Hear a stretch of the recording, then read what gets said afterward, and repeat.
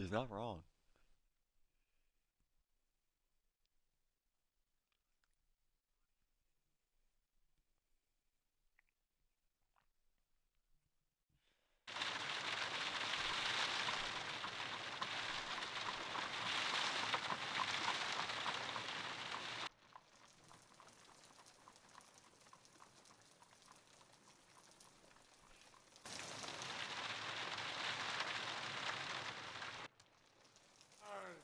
Dragons. Yeah, whatever.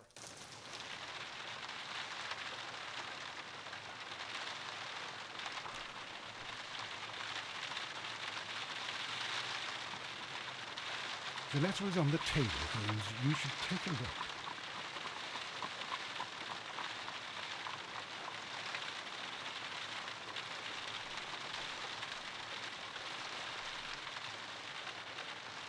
The letter is on the table, Holmes. You should take a look.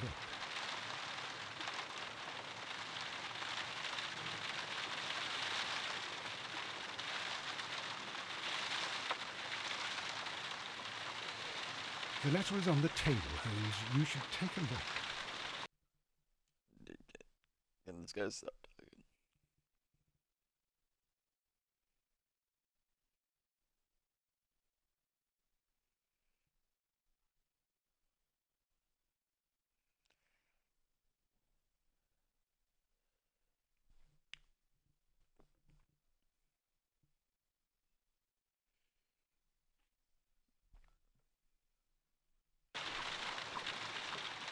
I agree with you, Toby, that Watson's shoe is preferable to Mrs. Hudson's cold cuts. The letter is on the table, Holmes. You should take a look.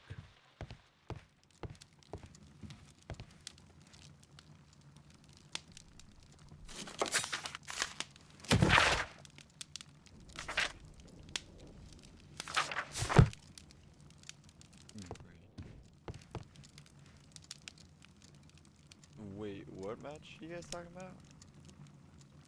The letter is on the table, Holmes. Hell You yeah. should take a look. Which one?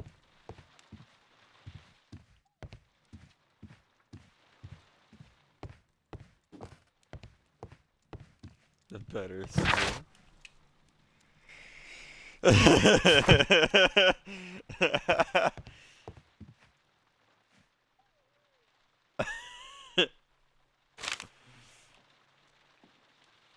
I can tell from Lestrade's handwriting that he was in a hurry when he wrote this letter. A wax seal with the monogram E.B.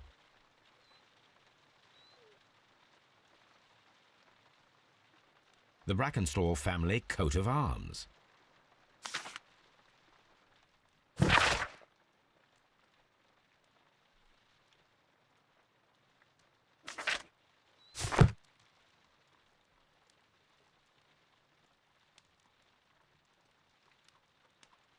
So, what is it, Holmes? Promising, as always, it appears to be a case of murder. So you believe that Sir Eustace is dead? I should say so. Lestrade wouldn't have sent for me for less. His writing shows considerable agitation, and he is not an emotional Can I man. say stuff to you? These people belong to high society. The quality of the writing paper, the EB monogram, their coat of arms. The crime was committed before midnight. Holmes, how can you possibly tell? Well, it is all They're thanks getting to paid. Lestrade. They He gotta wrote pay his letter triple. at 3:30 in the morning. Imagine the chain of events before that. The local police had to be called in. Scotland Yard was notified. Lestrade himself had to make haste there, and finally compose the letter he sent to me. All of that makes for a fair night's work. It makes sense. Lestrade also speaks of the woman he released. That seems to indicate that she had been held somewhere during the crime. Much time has been wasted. Let us find a cab and go to Abbey Grange immediately. I live in hope of an interesting morning.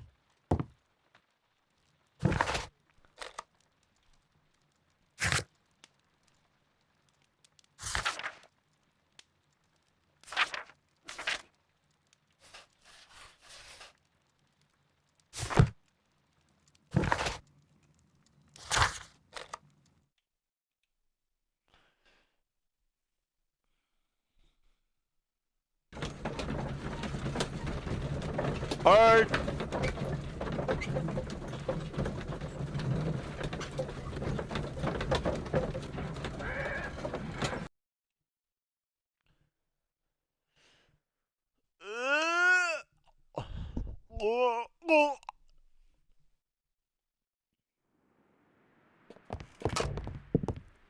Ah, Mr. Holmes and Dr. Watson, here you are.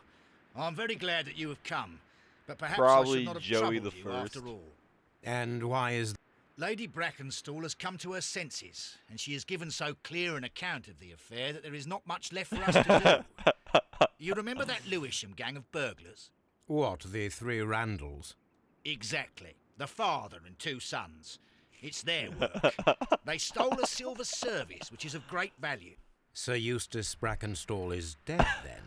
Yes. His head was knocked in with his own poker. A violent act of aggression. Yes, the poor lady. She has had a most dreadful experience. She was assaulted and tied to a chair. But I think that you would best see her and hear her account of the facts. She's in the morning room with her maid, Teresa Wright. Where is the body of the deceased? In the dining room. We haven't touched anything. All right. I I'm always going feel to like examine Liddy's it. pouting like a Very child good, behind the Watson. mic. When he's mad. What? He just crosses his arm and goes, Lord Ramsay Brackenstall. Baron Yeah. Lyndon Brackenstall. Lord Brigham Brackenstall. on his stomach, feet up, just like la la Sir la. Warthen Brackenstall. Lord George Brackenstall. Yeah, I do. The I Brackenstall do. family seems rather austere. Lady Brackenstall awaits you in the morning room. Huh? Lady Brackenstall awaits you in the Dude, morning I wish I even had a pillow. Lady Brackenstall awaits you in the morning room. Alright, I'm taking a lap.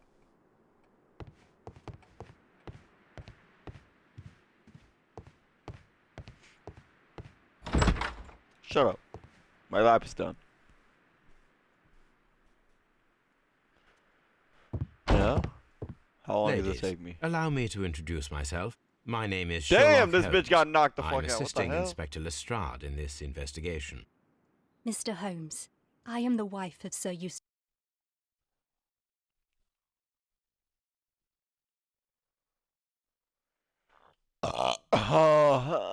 Brackenstall. We were married only a year ago. I am sorry for your loss. Please accept my deepest condolences. Yo, this I shawty got a suppose that it is fucking no use my mean right attempting to hook conceal that connected our to her marriage eye, but has damn, not she's been a fine. happy one. I fear that all would tell you that, even if I were to attempt to deny it.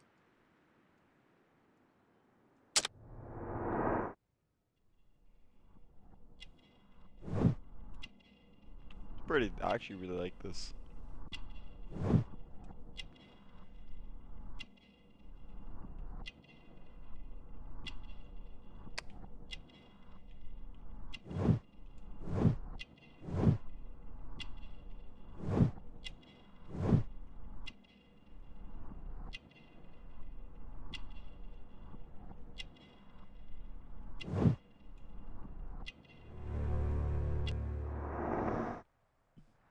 Old bruises. Can you describe to me the events of yesterday evening? Is it really necessary? I have already told Inspector Lestrade all that happened. Yes, madam, it is. I will tell you then. Old bruises. Sir Eustace retired about 10:30. I sat in this room until after 11, absorbed in a book. Before I went upstairs, I entered the dining room to fetch a candle and... oh God. Please, go on. As I approached the French window, I found myself face to face with an elderly, broad-shouldered man who had just stepped into the room. Close behind the first man, I saw two others. One of them struck me a savage blow with his fist and felled me unconscious to the ground. And then? When I came to myself, I found I that they mean, had that secured could me be tightly to a MMG, dining bro. room I'm be chair. real with you. It was at that instant my unfortunate husband entered the room. He You know fought with MMG? the intruders? Yes, Do you I know think he had MMG? heard them, for he was holding his stick. Yeah. But they were three, and he eventually succumbed. One of them, the elder one, struck him a terrible blow with the poker. I fainted once more. When I opened my eyes, they had withdrawn. Then my brave Teresa came to my assistance. Did these three villains steal anything? Yes, I found that they had taken the silver from the sideboard, but you can see for yourself in the dining room. You mentioned that your marriage was not a happy one. Was there anything specific that was troubling you? He was not a nice man when he was drunk, and he suffered from dark moods, but nothing else. The bruises on your hands are at least 1 week old. Your husband caused those bruises? Oh, do you? Yes, he did. He was very angry at the time. Out of control. Again. Sir Eustace was a drunkard. To be tied to such a man for life is worse than death. Your ladyship? This mage looks like she's like 4 foot, dude. Teresa, I would like to hear your testimony. Certainly, sir.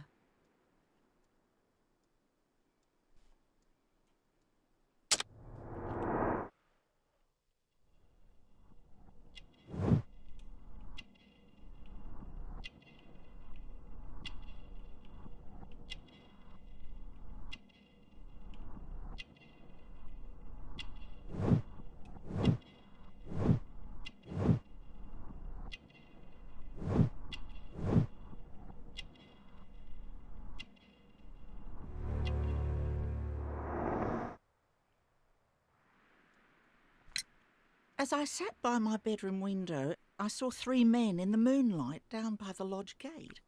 But I thought nothing of it at the time. Oh, if I'd known. And then?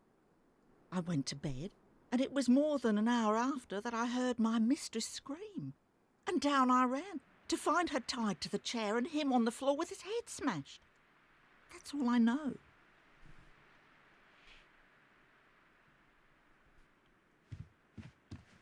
Oh, what a horrible thing.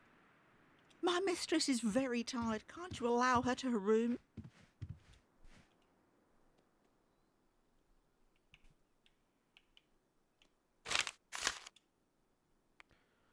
Times.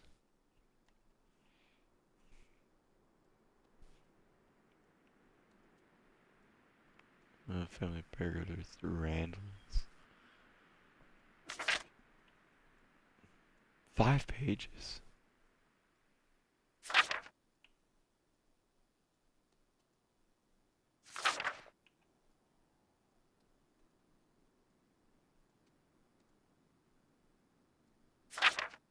The description of the Randall gang provided by Lady Brackenstall is identical to the one in the Times article.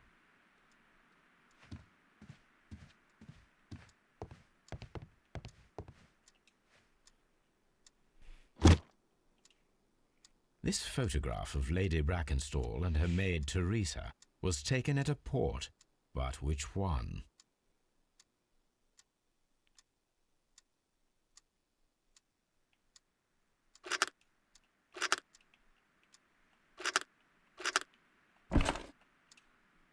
So the lady and her maid came from Australia a year and a half ago on this ship.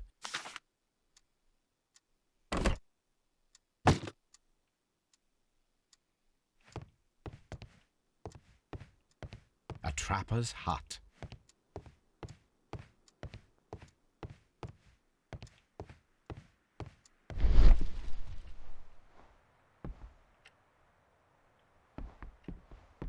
Ooh. These scratches are most definitely made by the picture frame. This is Sir Eustace's safe. There may be something important inside. I must ask Lady Brackenstall to open it.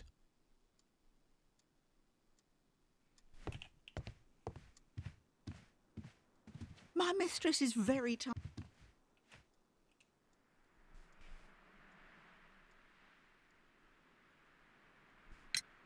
Lady Brackenstall, Could you open this wall safe? No, it is my husband's safe. I do not know the combination. We have to open it. Your ladyship? Let us try to open this safe. This safe can be cracked. I only have to pay attention. The dial will vibrate when it is set to the correct number.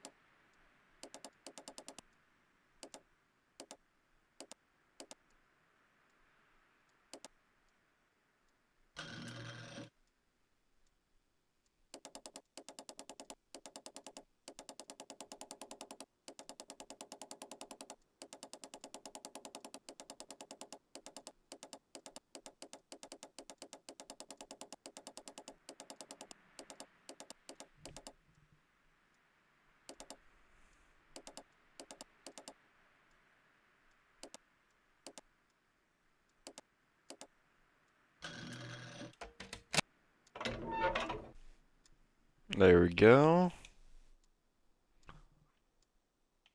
It is common practice to keep one's valuables in a safe behind a painting. It should not really pose a challenge for a criminal. Antique coins, possibly of value, but they're scattered without care.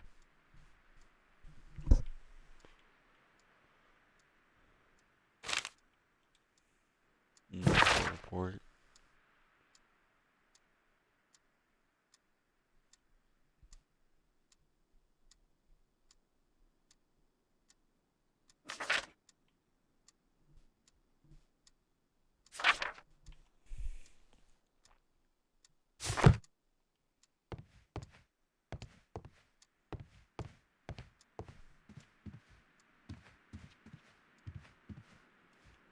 Oh.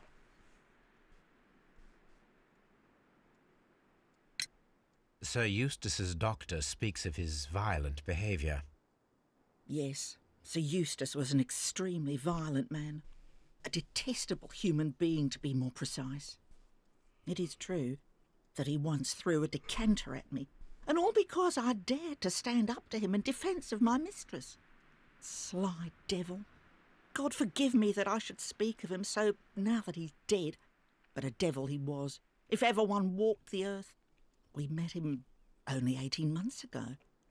She'd only just arrived in London. Yes, it was her first voyage. She'd never been from home before. Wonder with his title and his money and his false London ways. If she made a mistake, she has paid for it, if ever a woman did.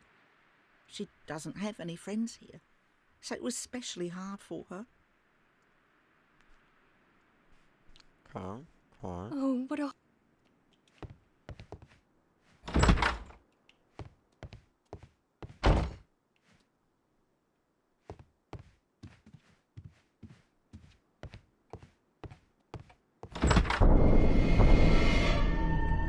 You should examine the body of Sir Eustace Brackenstall.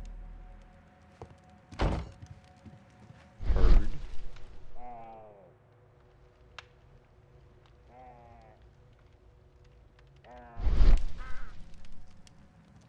So, Watson, what have you learned from examining Sir Eustace's body? Well, I can confirm that the death was instant. Sir Eustace was facing his attacker when he received the blow to his head. There are no other apparent injuries.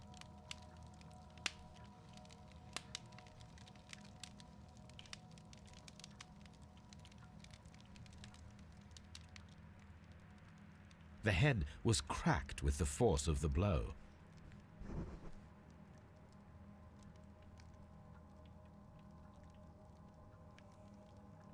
That must be the murder weapon.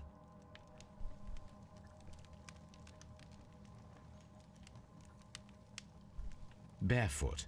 He had therefore been in bed and did not have time to fully dress. Quite a large stick, a formidable weapon.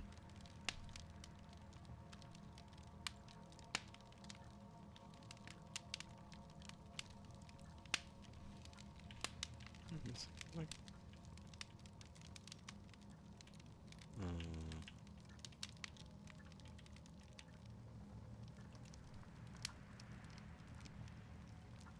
It is covered in blood.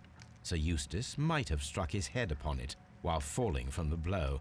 That is one possible explanation.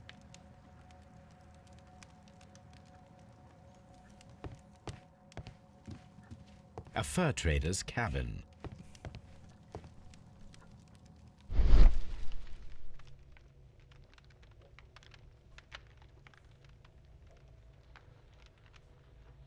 What?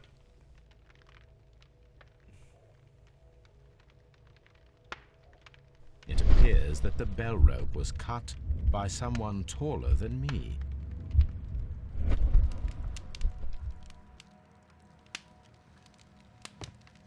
Very tall, huh?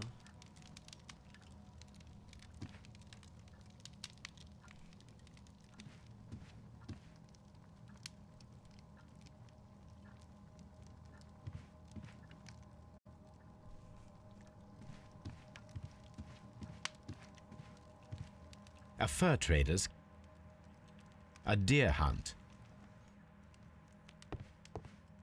a hunting scene,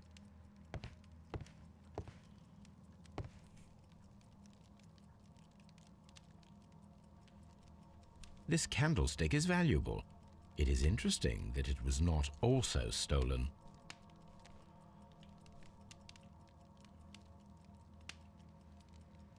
These wine bottles are expensive and mostly from France. A bottle of wine is missing here.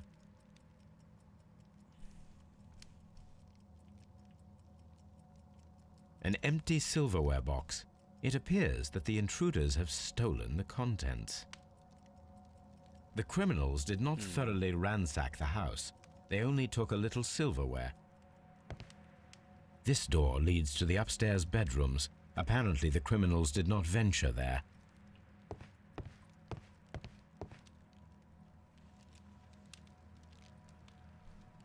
Sailor's knots. That's interesting. This rope was handled by the murderers. We need a scent hound to follow their trail. I will take it with me. This is the chair that Lady Brackenstall was tied to.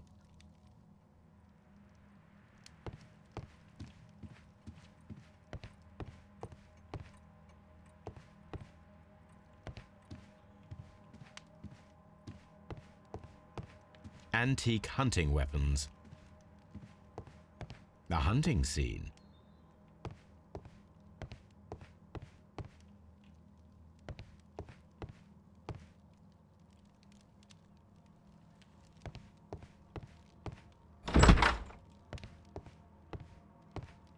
Outside.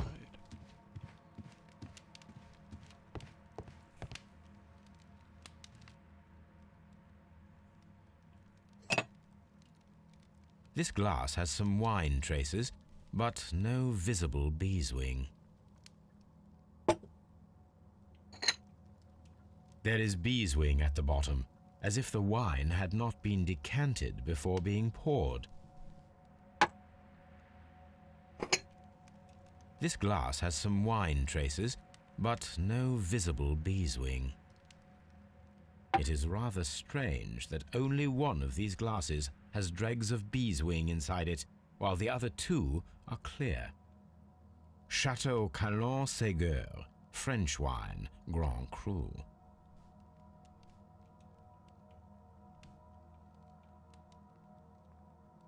A decanter standing next to the open bottle, an inseparable pair indeed.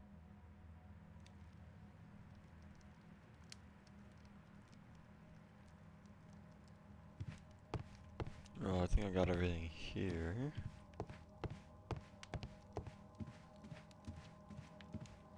The death was instant.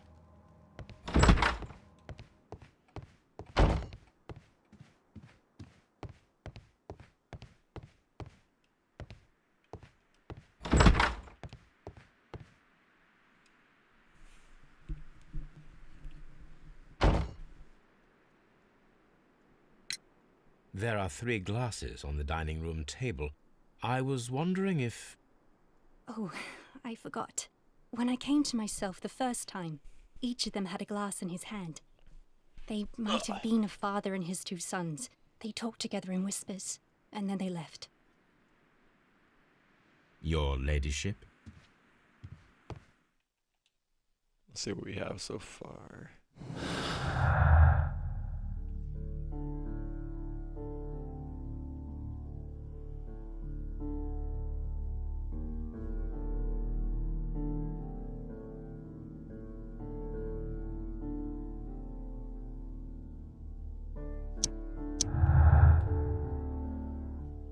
Let's go together.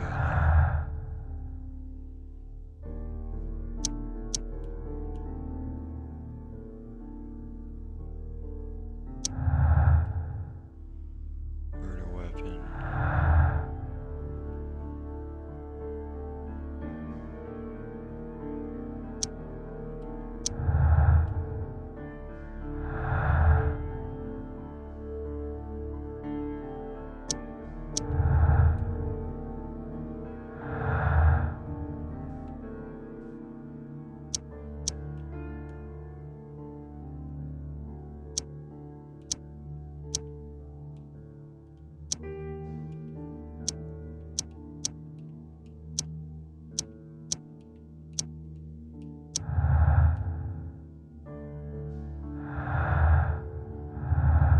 Okay.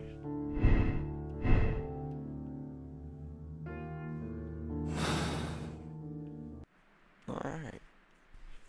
I think we got everything we can here for now.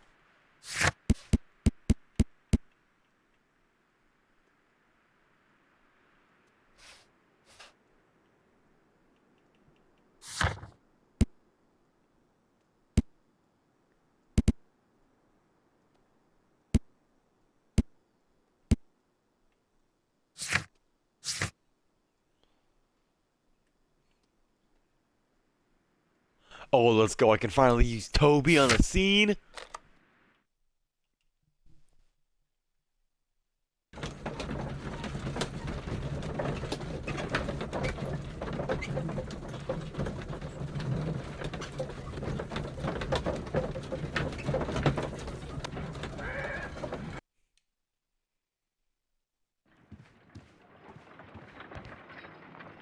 Come on, Toby. We need the best nose in the British Empire on this case. Let's examine the rope. Let us see how the rope was cut. The fibers at the end of the rope are smoothly cut. Let us try to find out what tool was used to cut the rope.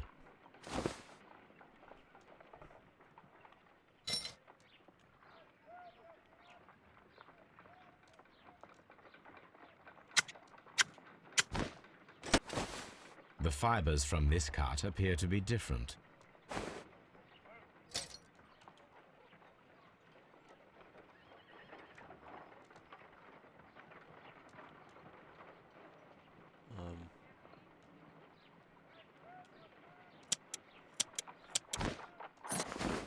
The fibers from this cut appear to be different.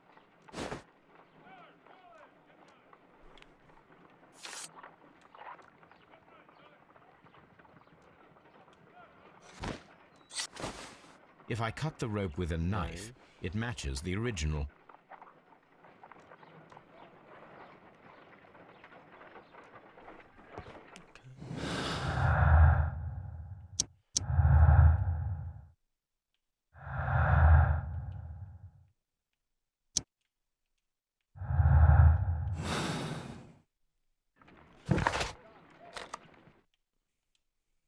Go back.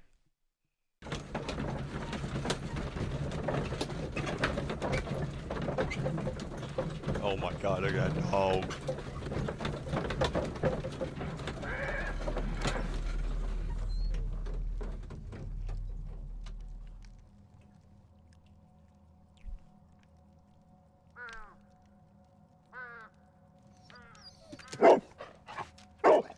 Search, Toby. I'm playing as a motherfucking dog.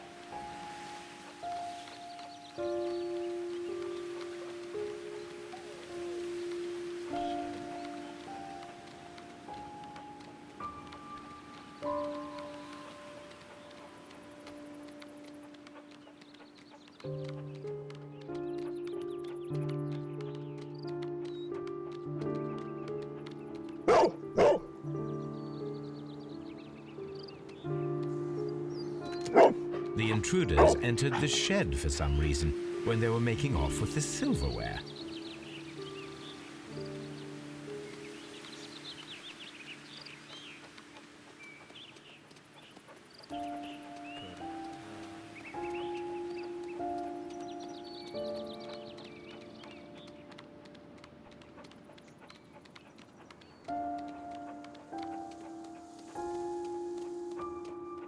Oh, what?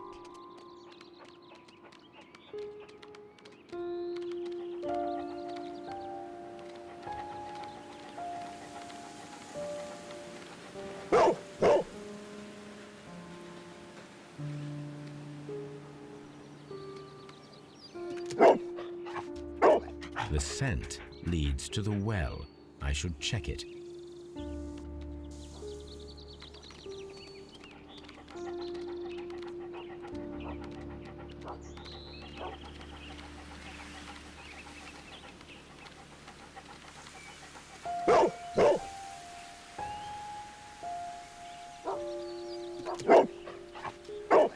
The intruder's trail is lost behind this wall.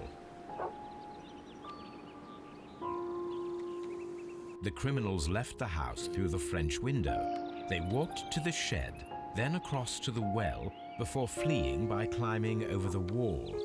I wonder why they chose such a winding route.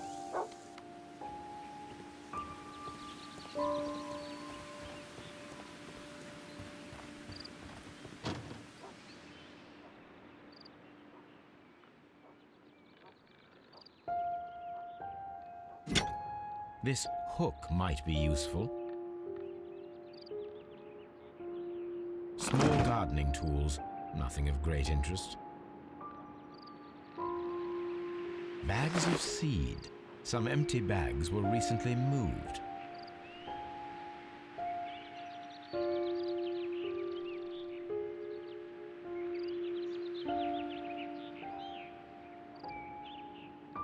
This old suitcase sounds hollow. It must be empty.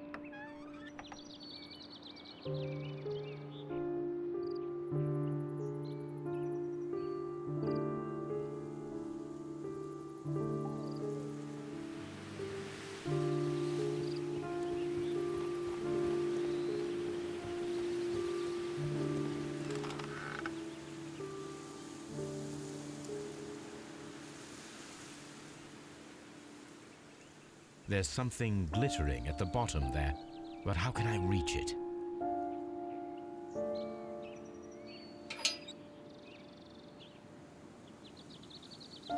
If only I had something with...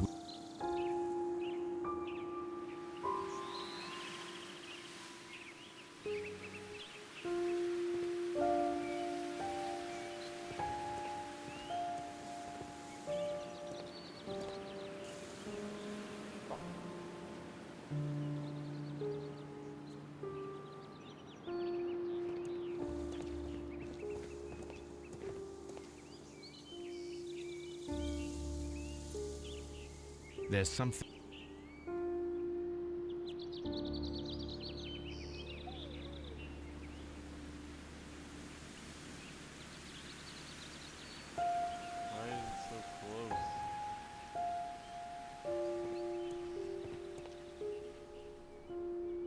If only I had...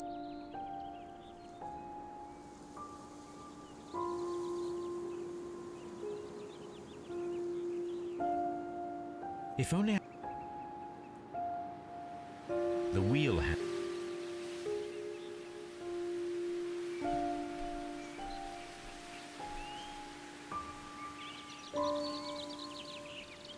Wait.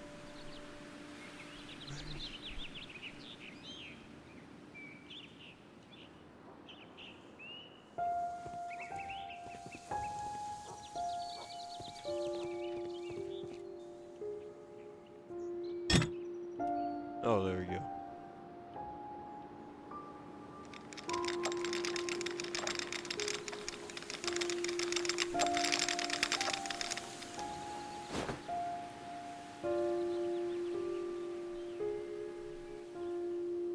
Silverware. This is hardly a coincidence.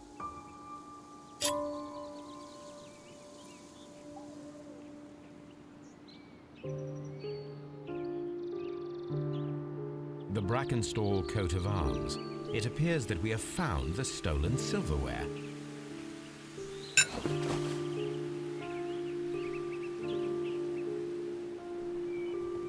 Okay.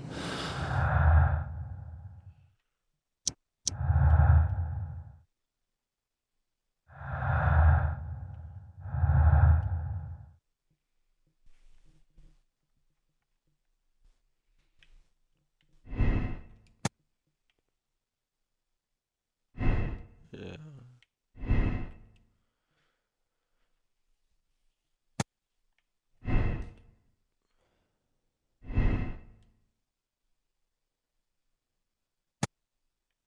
Randall's blamed because there's 4 of them.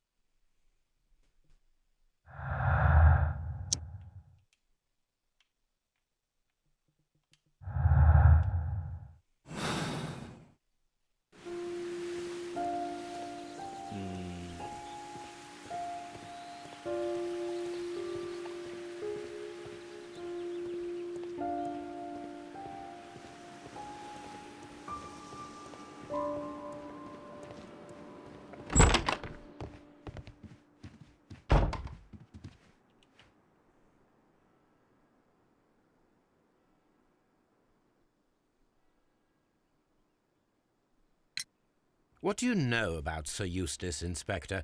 What was his reputation? A charming man when sober, but an absolute demon when he was drunk. In such moments he was apparently capable of anything. Why, once he splashed fuel on Lady Brackenstall's dog and set it alight. Another day he threw a decanter of wine at Miss Wright's head. The alcohol seemed to madden him. To the point that we were forced to intervene several times to avoid a scandal. Inspector, I have recovered the stolen silverware. You are a wizard, Mr. Holmes. And where is it? In the garden well. Excuse me? Unique, isn't it? Rather absurd. What is the point of stealing silverware and then throwing it down into a well? Perhaps it was used as a temporary hiding place, or simply the thieves wanted to get rid of it. It is up to us to solve this mystery.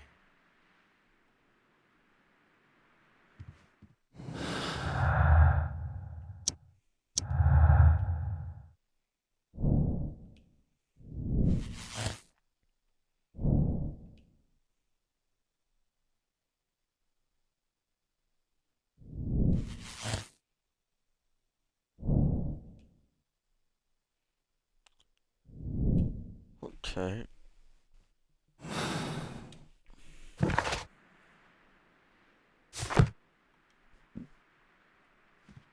Holmes, don't look at me like that.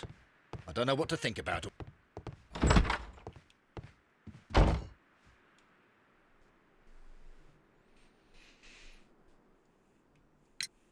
We found your mistress's silverware. Oh, that's good news. You really are as clever as they say. Indeed.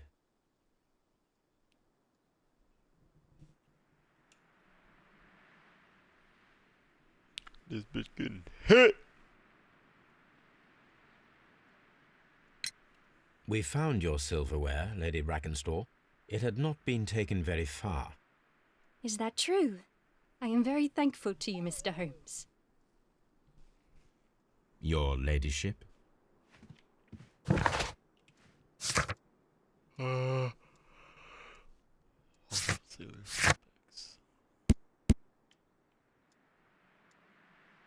Search archives. Rock of Gibraltar, 1893.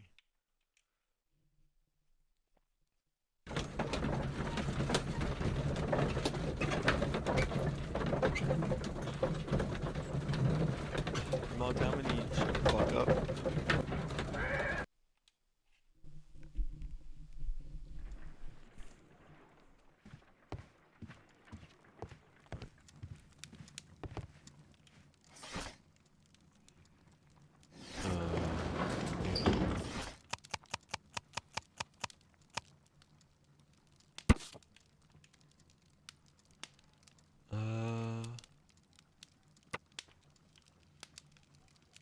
Here it is.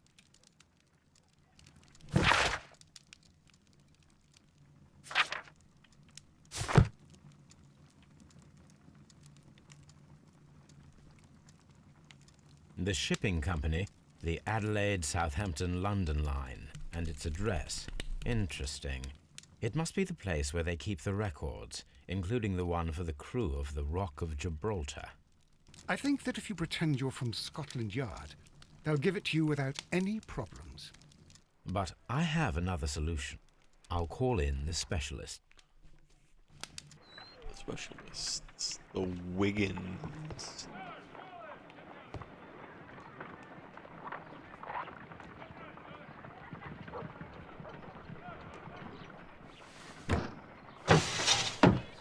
Wiggins, could you come upstairs, please?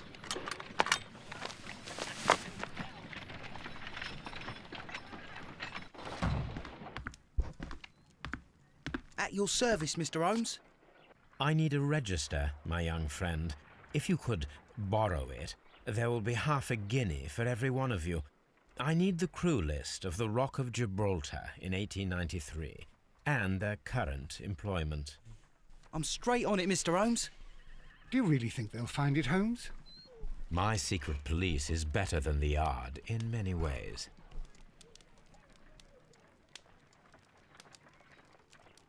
Here it is, Mr. Holmes. But we can't take it back. It's too risky. Put it on the table. I'll take care of it. Good work, young Wiggins.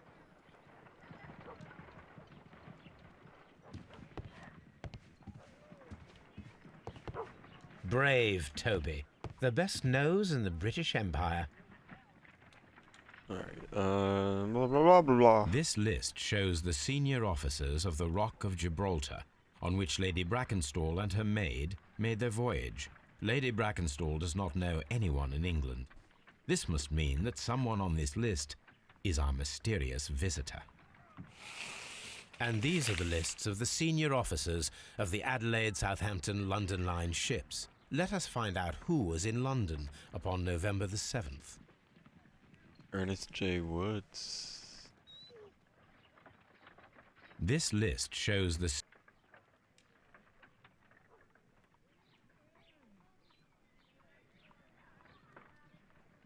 This officer is still at sea, therefore he cannot be involved.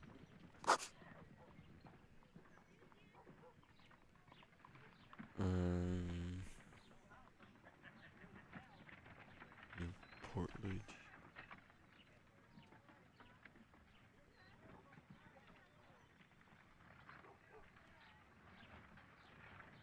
This officer is still at sea, therefore he cannot be involved. See other names.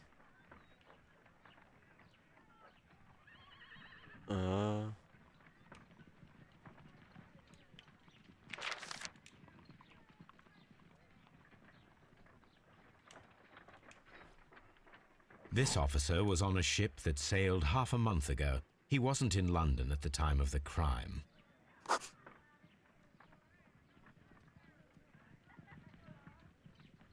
I do not think that this sailor has any connection to the case. I do not think... This officer was on a ship that sailed half a month ago. He wasn't in London at the time of the crime. Okay. Next one. Mr. Jack Crocker was in London upon the date of the crime, and he is due to depart in 2 days. What else? This officer is still at sea, therefore he cannot be involved. This officer is still at sea, therefore he cannot be involved. Captain Jack Crocker is our mysterious visitor. He was the only one around at the time of the murder.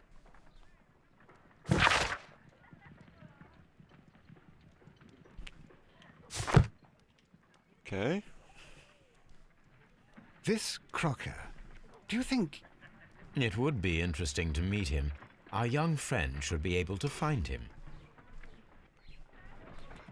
Yes, he would.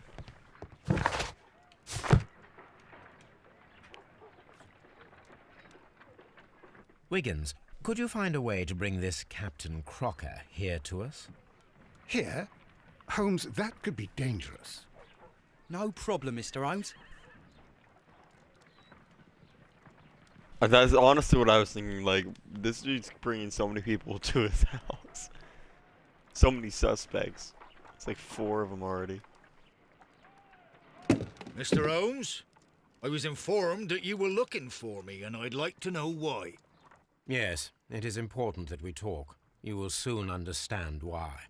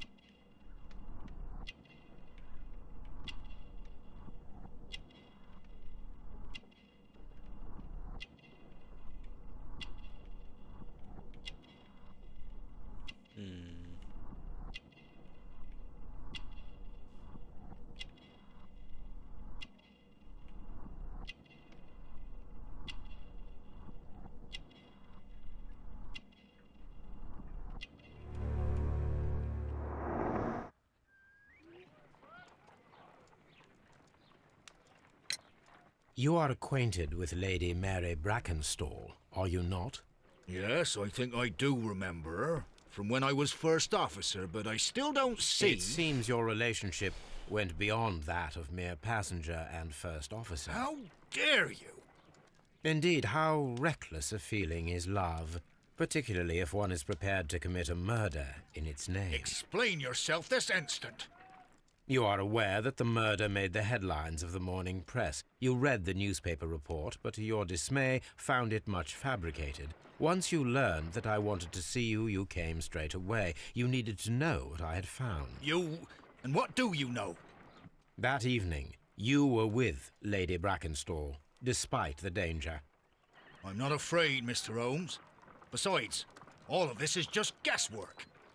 You would be right, if there was no evidence. What then? Lady Brackenstall was tied to a chair on the night of the murder. And it was you who tied her up. You call that evidence? Yes, as she was tied with a sailor's knot. Your handiwork. So, it's a sailor who's done it. That proves nothing, Mr. Holmes. I'm not the only sailor in London right now. Your theory is flawed anyway. On the night of the murder, I was aboard the Shark. I was supervising the repair of a porthole. At night. It was an emergency. There was a leak. You can ask the ship's carpenter. He can confirm. I'm sure that he can. Perfect. Or the ship's In that carpenter case, we was have with nothing you more at to the talk about. murder. Good evening, gentlemen. Holmes, what should we do now? Would you like to check his alibi? No. Yes. There is no doubt that these What? men will testify in his favor, and there will be no way to check. So, what then?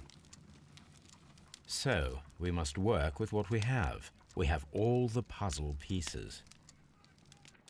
Now I understand why you dissected the bell rope.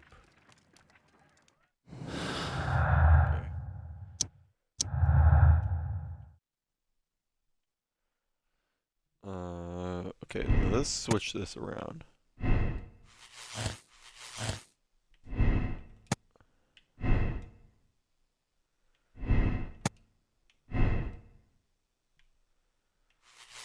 Yeah. Oh, no. That's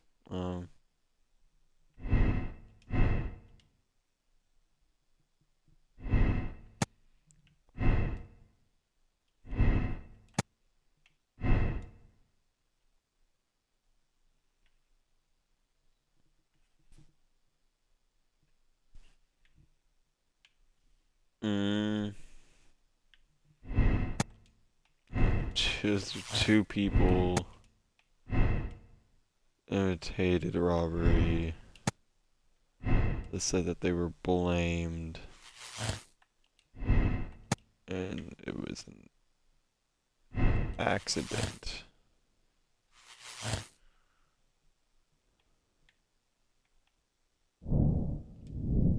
Say their background. By domestic accident. Okay, yeah.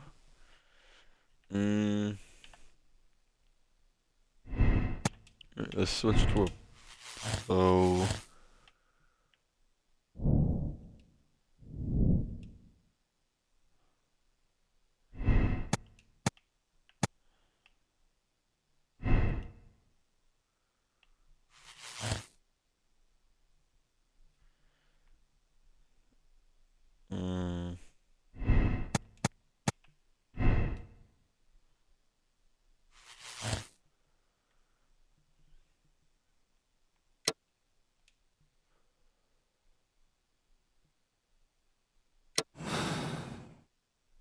Oh shit.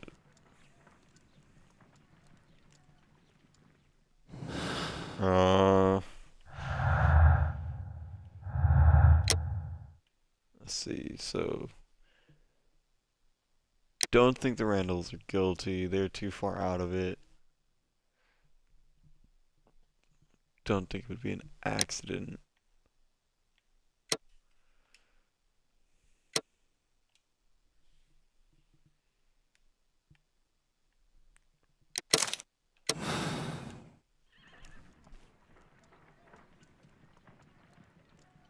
Wiggins, could you ask Mr. Crocker to come here again, please? Right away.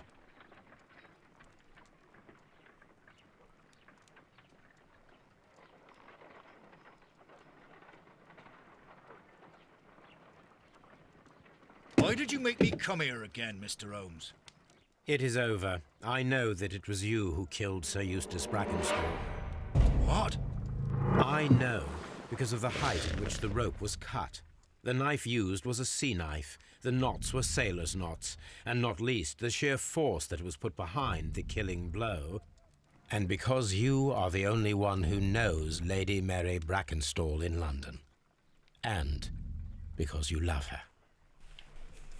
It's true. It is time for you to tell us the whole truth. I admit that I loved Mary madly from the first day that I met her. But I never did come to visit her. for I believed that she was in a happy household. When I talked to her maid, who told me everything, I was insane with rage. I was due to set sail for 6 months away. I wanted only to see her again. But it turned into a damnable nightmare when he barged in. He dared raise his hand to her. He was not even worthy of licking her boots. Oh, I regret nothing. I admit I killed the monster out of love for her. She will forgive me if she is able. Lady Brackenstall already forgave you. She said nothing. Mary. But that makes her an accomplice as well as her maid. It places her in danger yet again. Mr. Holmes. You would not have managed to protect her.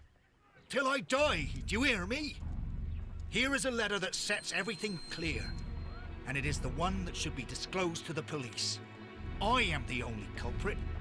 Mary had nothing to do with it. Now it is time to end this.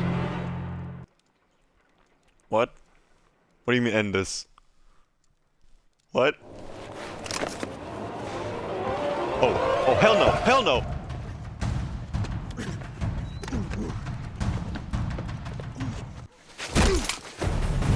This dude just tried to kill himself in my office. Holy shit, we're good though. You should have let me die. How can I live if Mary suffers? I am sorry, Captain Crocker, but there has been quite enough death in this case.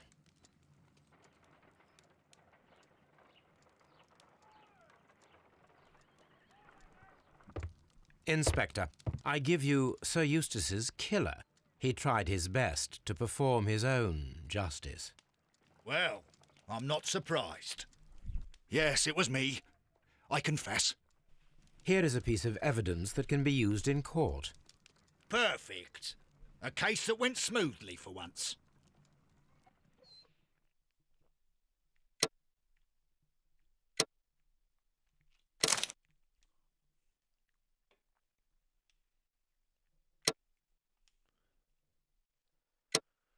Law Protector.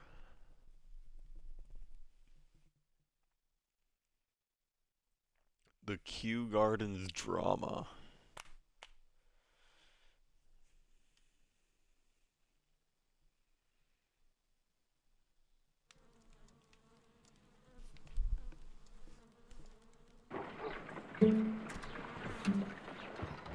Holmes, for heaven's sake, whatever's going on?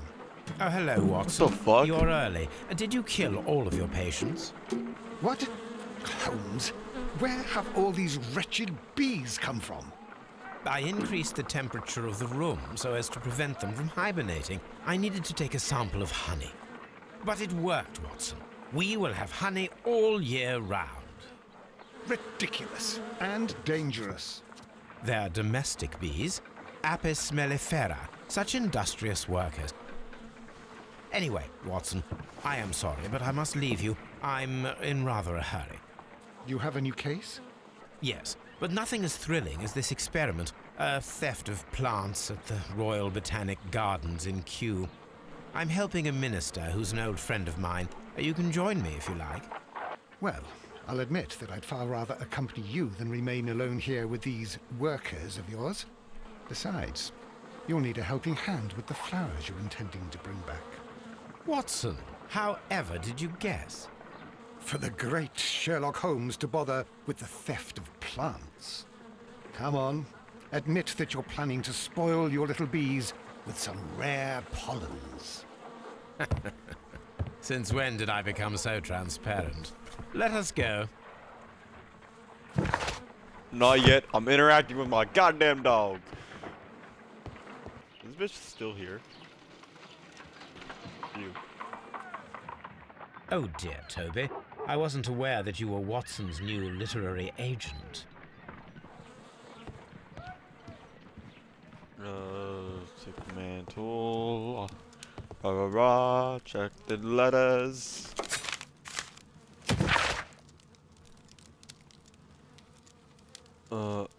The affair at the Abbey Grange took place about almost half a year ago now.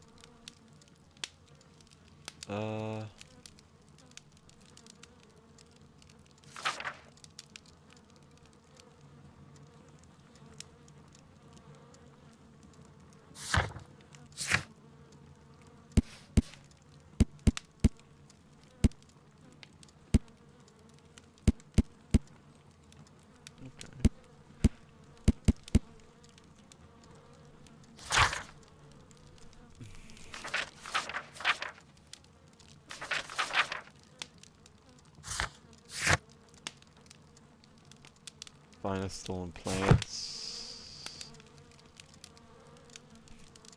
Alrighty, let's go.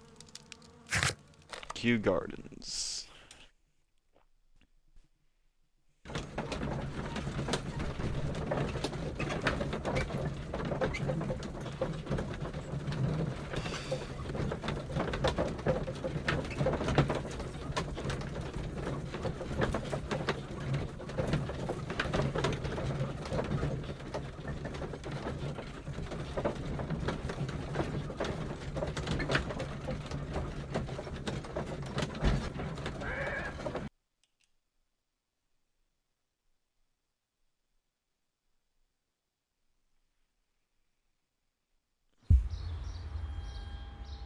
Well, Holmes, here we are at the Royal Botanic Gardens.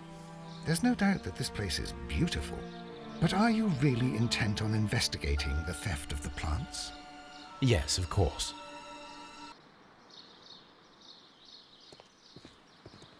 Okay.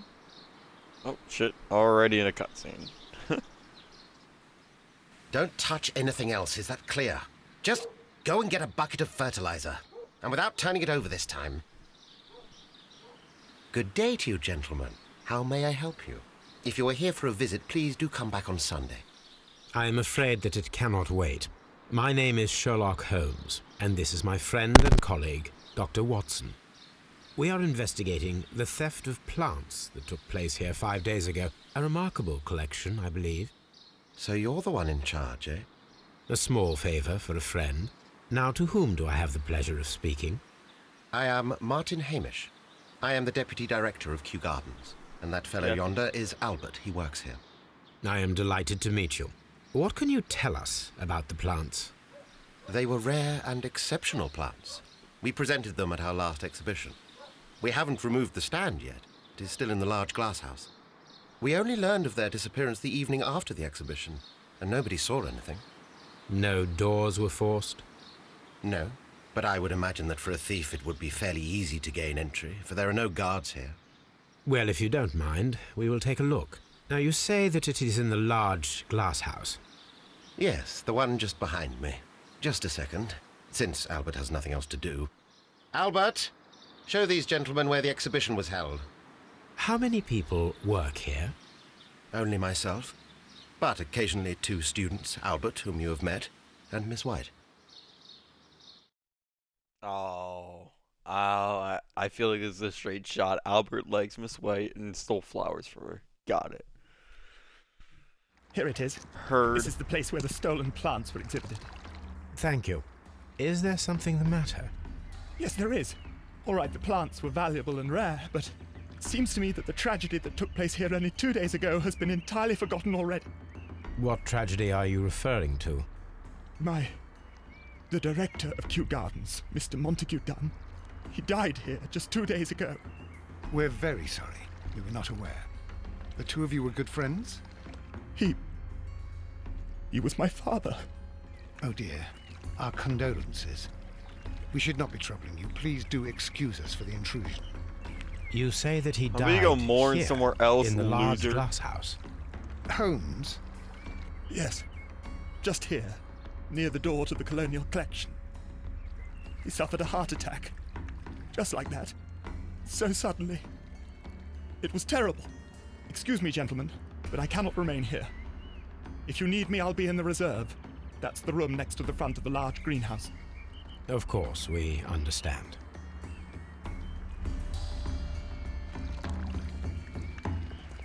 The plants were here. All of them were stolen.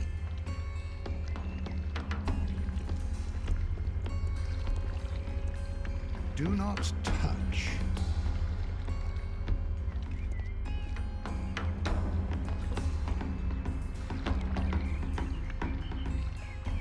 Here is a list of the stolen plants.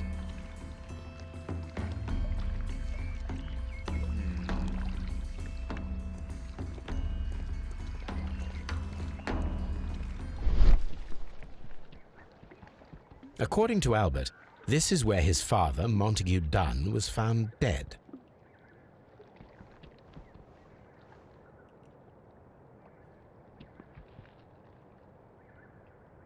Soil It should have come from a flower pot. The soil on the side of this flower shelf is the same as that on the ground.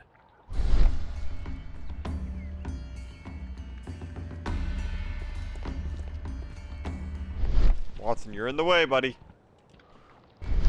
The traces are thinner in some places. These boot marks are fresh. It appears as though someone was dragging their feet. The footprints reveal that someone staggered here.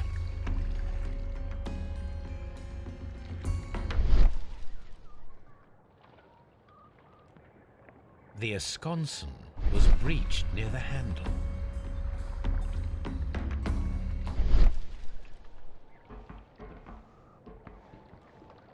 The door was smashed at shoulder height.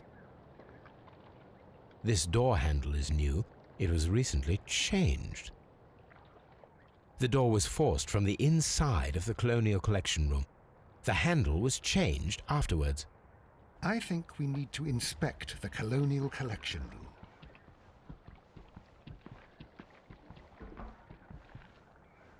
Oh, wow.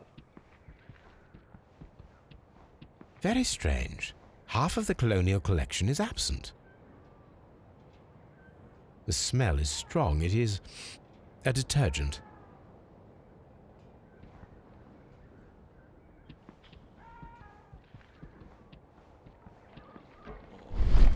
This sign is broken. Something heavy was dropped upon it. Blood. Someone fell violently against this sign, and they were injured in the clash. Most likely a head wound.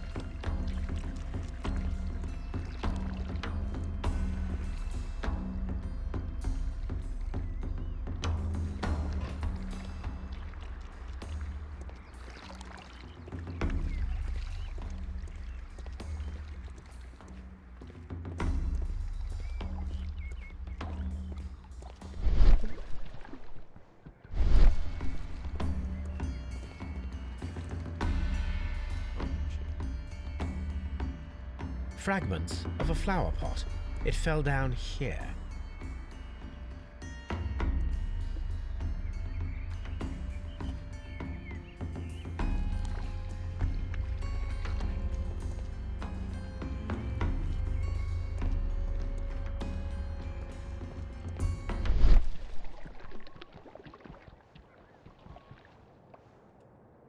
This pot was broken fairly recently. A flower pot recently fell down from these shelves and was misplaced. All the clues around here are quite suspicious. I need my imagination to make sense of it all.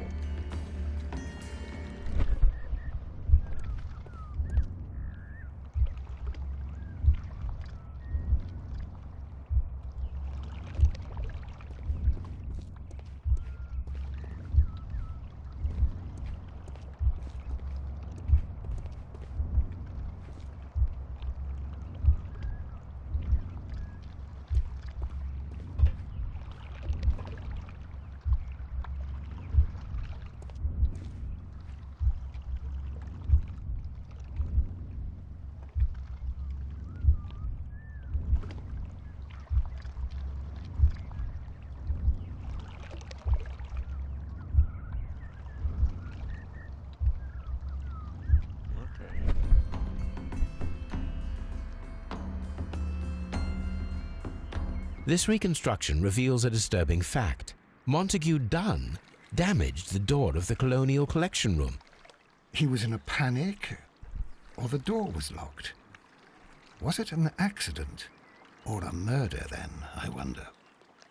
Murder. I think we need to inspect the Colonial Collection Room. The smell is...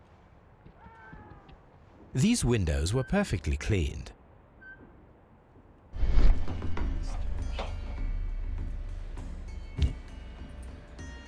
This broken fragment was the result of a heavy blow. A fragment of marble, most likely chipped from a statue or sculpture. Part of this greenhouse was emptied and thoroughly cleaned.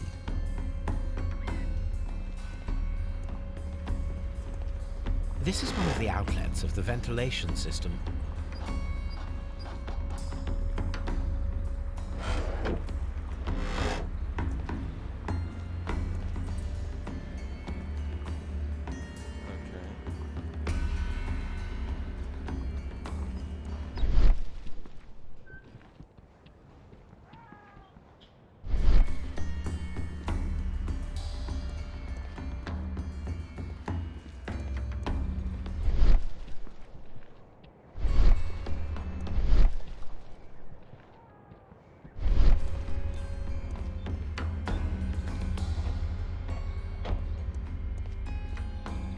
These plants come from all the territories of the British Empire.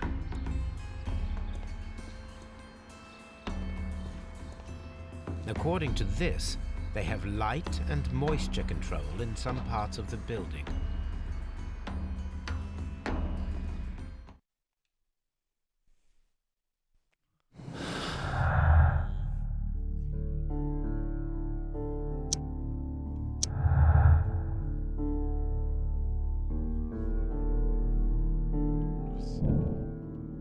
More of an autopsy.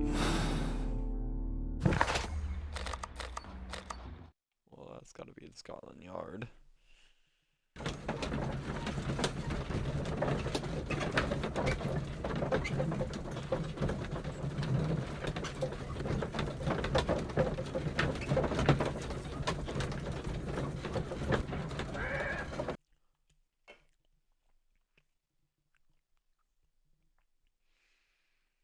Let us go. I asked Inspector examine the Lestrade to take Montague Dunn's body to Scotland Yard. It's ready for autopsy then.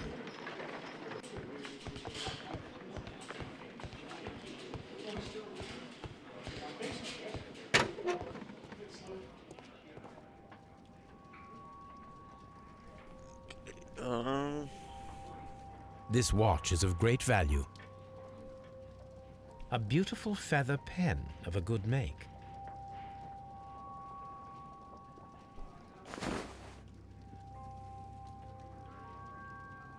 A membership card for the London Crest Club.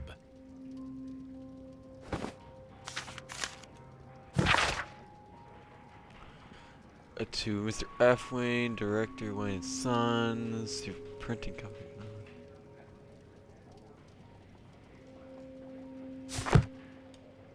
Okay.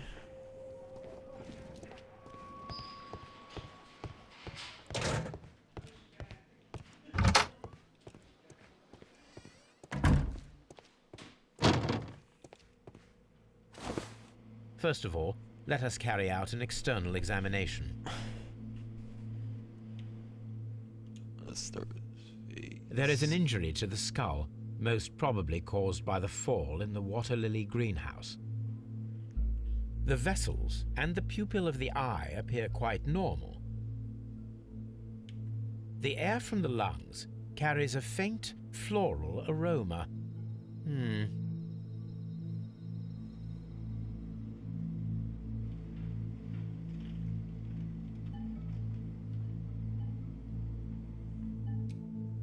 No redness, stings, or bruises.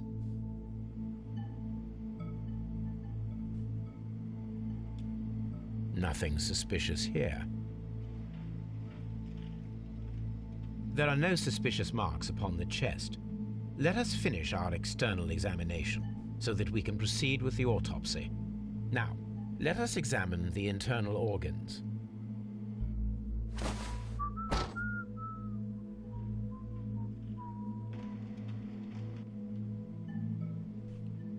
Oh.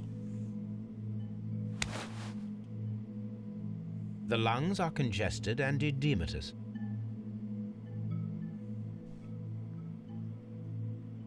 Oh, shit. The tissue on the inferior lobe of the right lung is damaged, most probably caused by toxins from an unknown plant.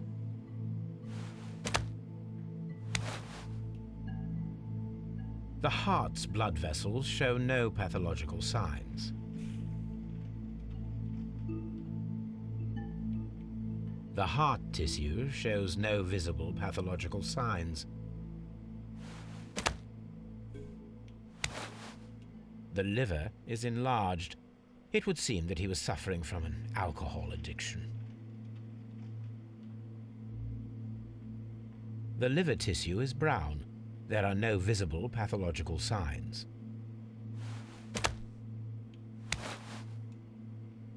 The stomach tissues show no visible pathological signs. There is a small amount of content. It appears that he breakfasted lightly, only a short while before his death. Okay.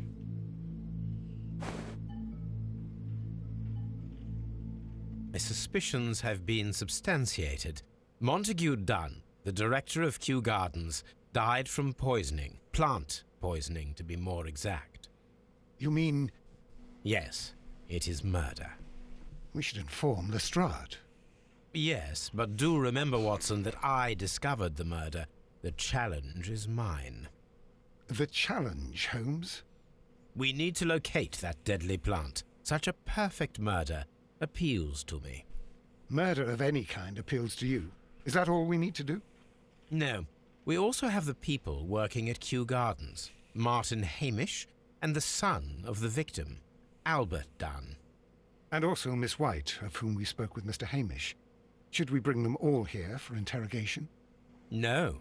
A few innocuous questions at Kew will suffice, as well as a discreet delve into their personal affairs. Yes, Watson, it is time now to open the doors. Even those in the staff building. I suppose that is necessary. We should also be concerned with the victim himself. After all, we don't know very much about Montague Dunn. You're enjoying this already, aren't you? Yep. More than a little.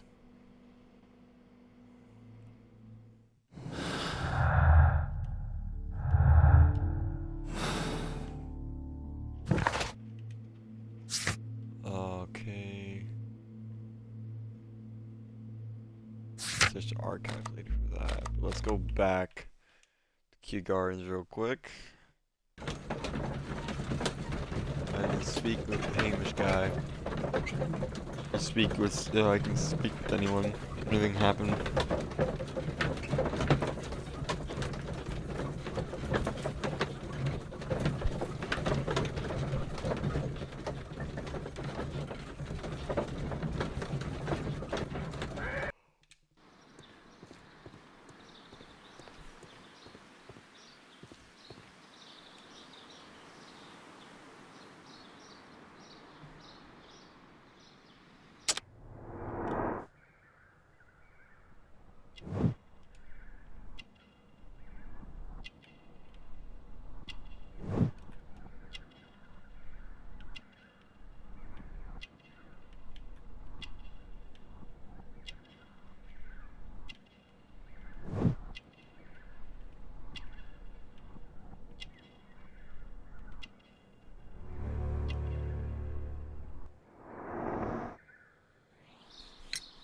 Mr. Hamish, can you explain to us what happened to the colonial collection?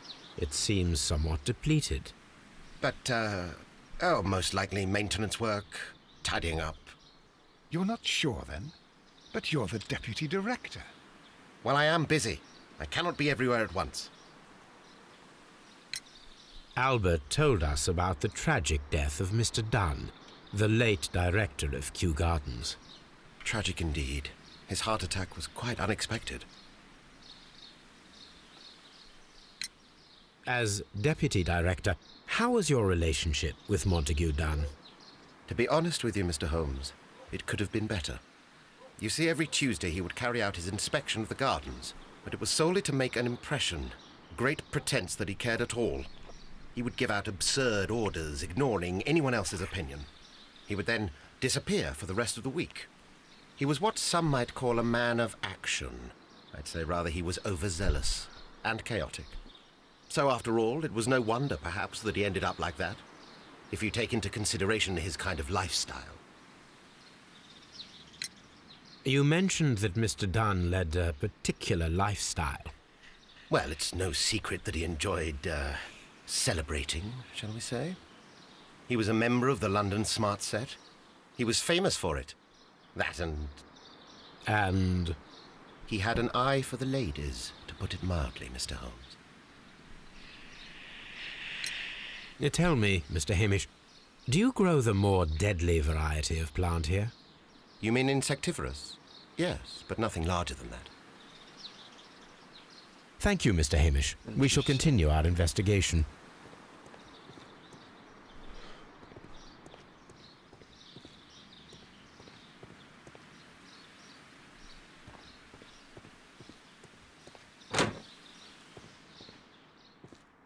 Oh, hey, man. Can I help you, gentlemen?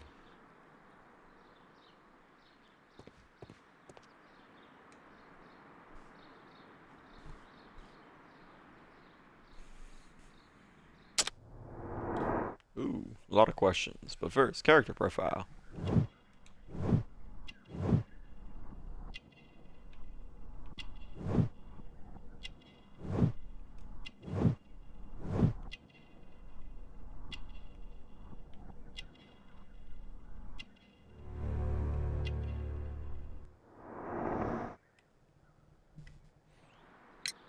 Who is Miss Margaret White?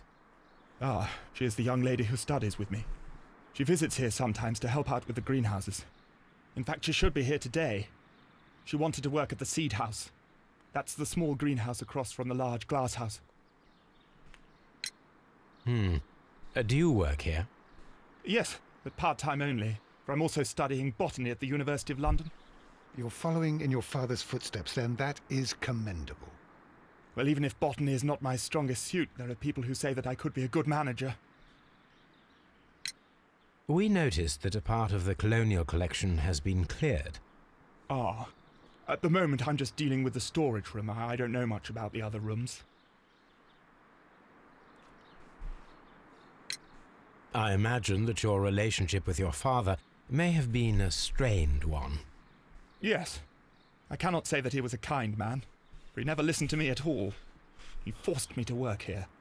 But now, after his death, I've been pondering it over. Perhaps he wasn't so wrong about me after all. I have to follow his path. I have to manage Kew Gardens. And I can do it. I can be as good as any other who works here. Would you please tell us about committed. Martin Hamish, the deputy director? Well, I have to tell you that Mr. Hamish is not and has never been the deputy director of Kew Gardens. My father would not have tolerated it. Indeed? Well, that is most interesting. He told us that he was. Yes, because he believes that the management should be passed down to him now that my father is dead.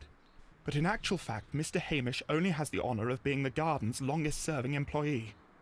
In fact, if we are to think logically at all, it should be me who takes over the management of Kew Gardens. Do you not have a good relationship with Mr. Hamish? I suppose so. But we have very little in common. Mr. Hamish loves his plants and Kew Gardens, and I cannot say that I share his passion. I see. And how was his relationship with your father? Oh, he hated my father. It was obvious. He would be furious whenever my father boasted of Kew Gardens in the newspapers or at conferences. He was convinced that my father was stealing all of the credit for himself. That my father treated Mr. Hamish in the same way as he treated anyone. Dismissively. With indifference. Thank you, young man. We shall see you again soon.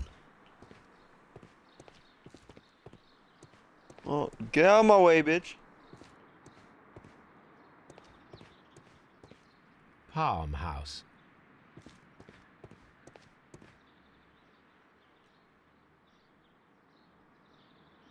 A task list for Albert, compiled by Martin Hamish. Sweep out the Palm House, scrub the toilets, clean the storage shed tools.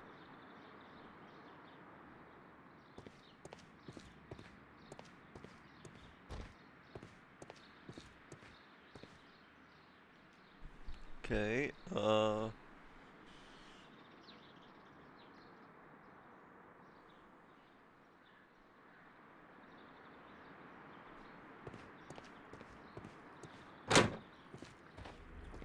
Oh.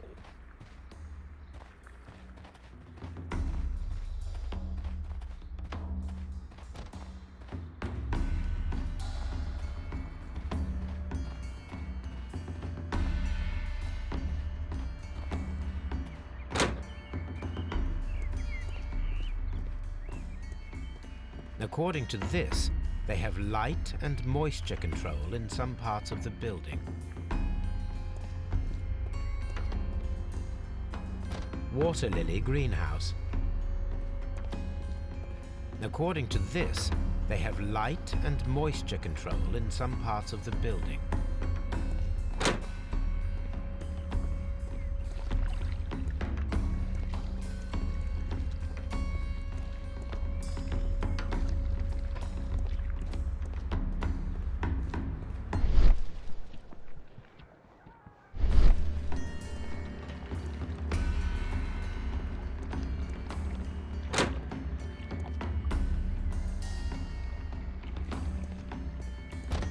These trees, with their roots in water, must originate from Louisiana. Ah, yes, the bayou. I remember our visit in the case of the Awakened.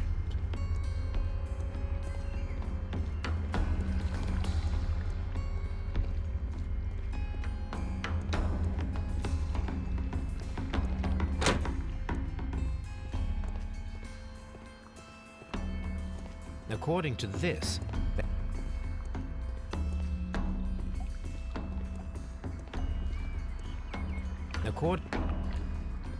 dry tropics.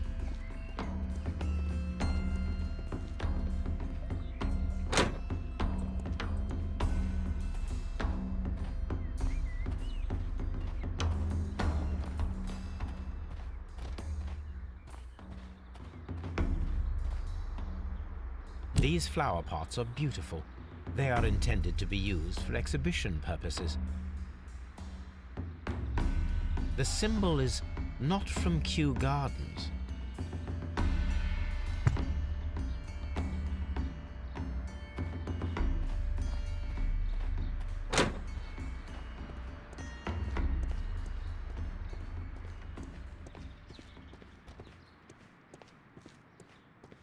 Dry trop.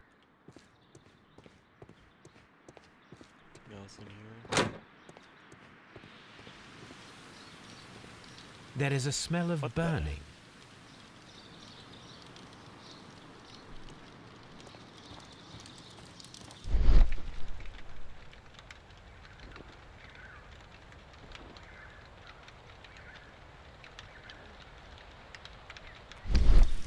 Broken pot. The symbol is not from Kew Gardens.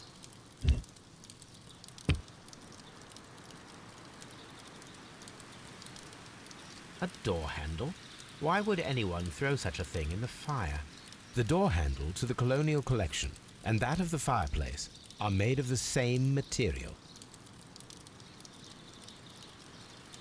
The plants were set alight fairly recently. Some have not completely burned.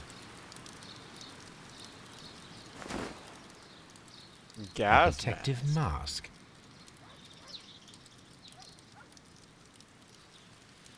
Someone set it alight, but it did not burn.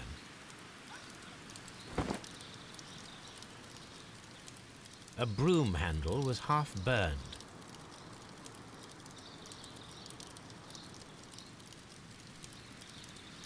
The remains of a picture frame.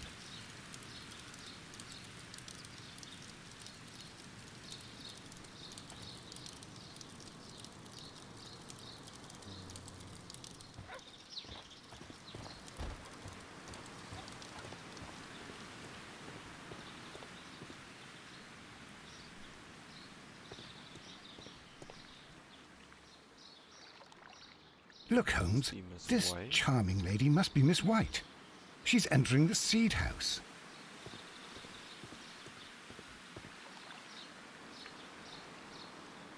Colonial Collection. Nursery. Seed house. Ventilation system.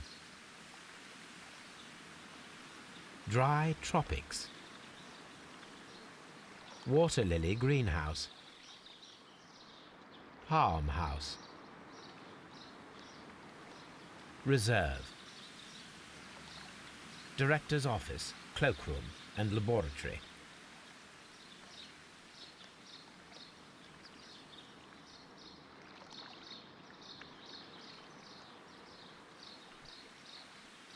A map of Kew Gardens.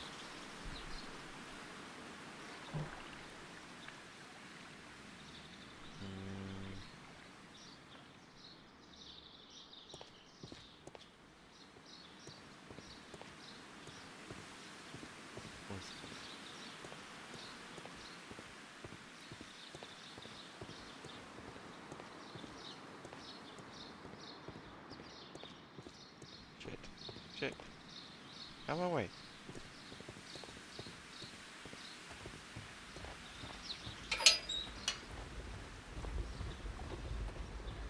A water tank.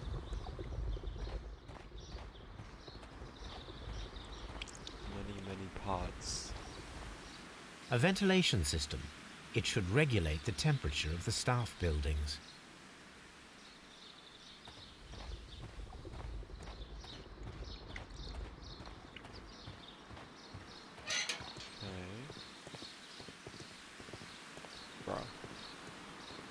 Open.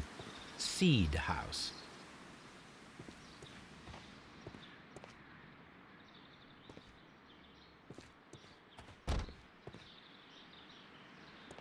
Margaret White. Good day to you, miss. You have some very beautiful plants here. Why, thank you, sir. And good day to you, too. But... Oh, I do beg your pardon. My name is Dr. John Watson. This is my good friend, Mr. Sherlock Holmes. I am honored to make your acquaintance, gentlemen. My name is Margaret White. Excuse me, but are you Sherlock Holmes, the great detective? Yes, I am he. What a pleasure to see you here at Kew Gardens. Are you working on a case? Yes.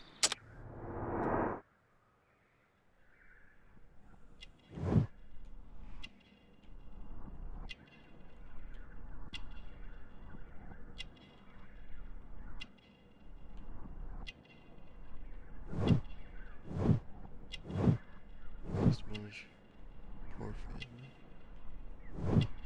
This thing.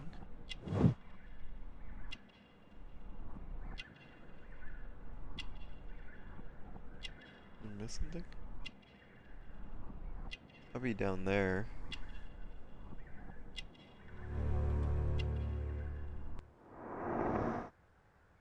Expensive perfume, poor family, unmarried. Yes, That's an theft of interesting plants combo. that took place here a few days ago after their most recent exhibition. Oh, yes, of course. I quite forgot about that.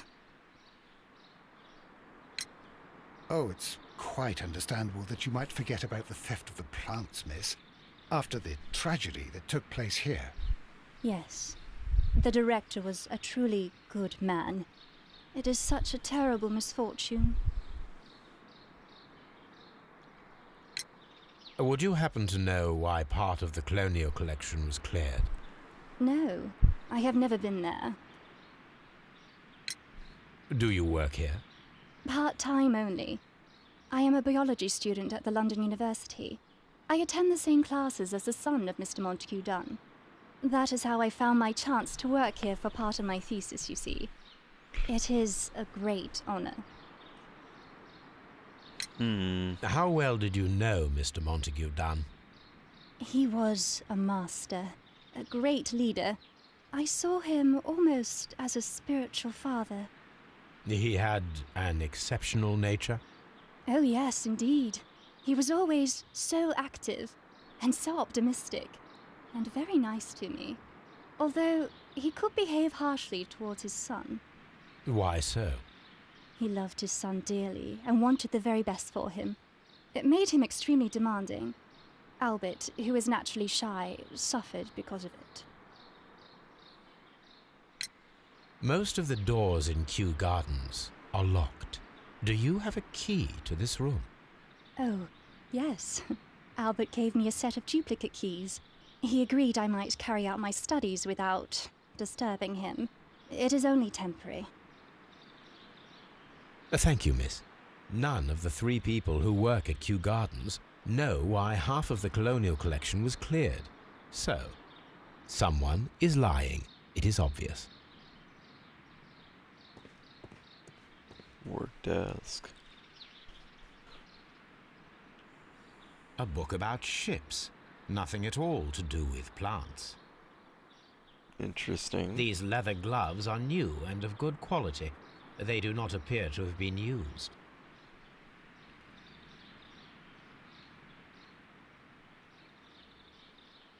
Materials for college study. They belong to Albert. This place serves as Albert's office. This is one of the outlets of the ventilation system.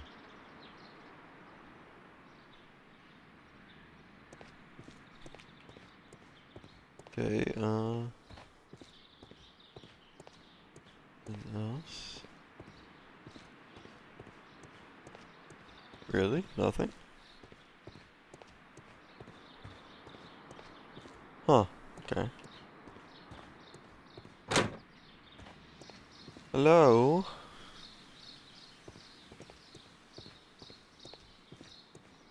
Nursery. Locked. Locked. Locked. Locked.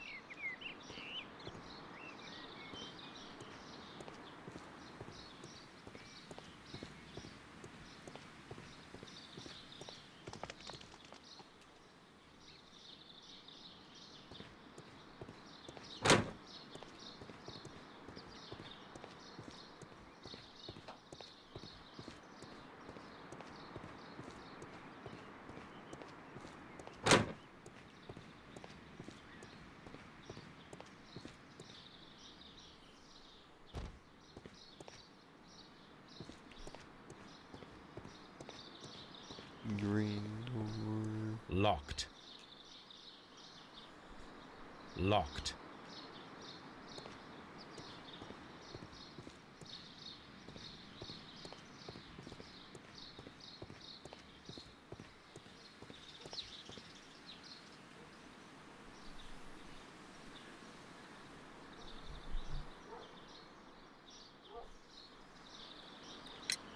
Mr. Hamish, can you tell us who holds the keys to the locked greenhouses?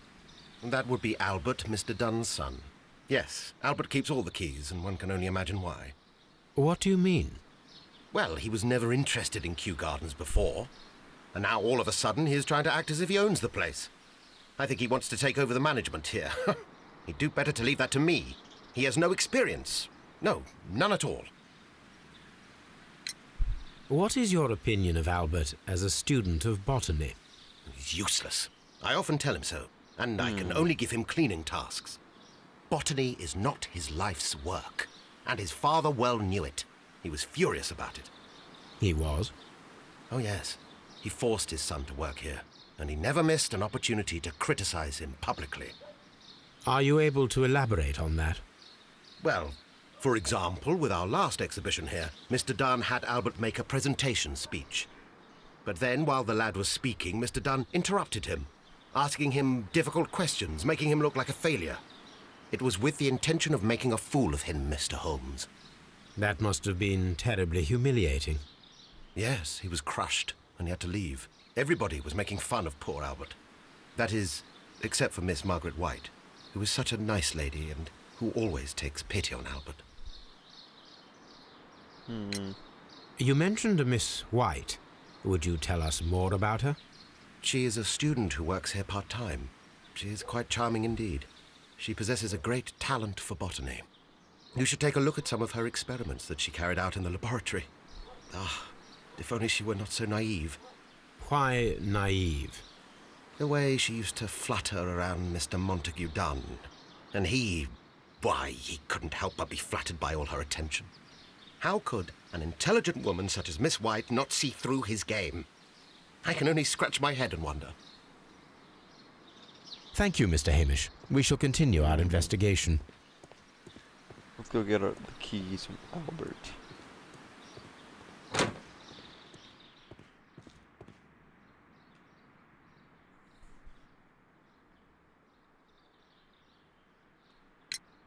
Do you hold the keys to all of these locked doors? Yes, you can have them. But I cannot give you the keys to the cloakroom. The employees' effects are private. I am sure you understand. Thank you, young man. We shall see you again soon. We shall see you again soon.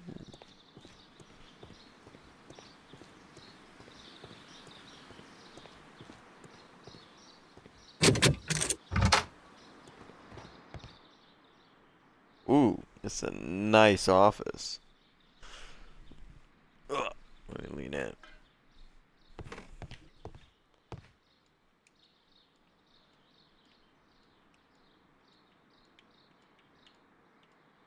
Newspapers discussing Kew Gardens.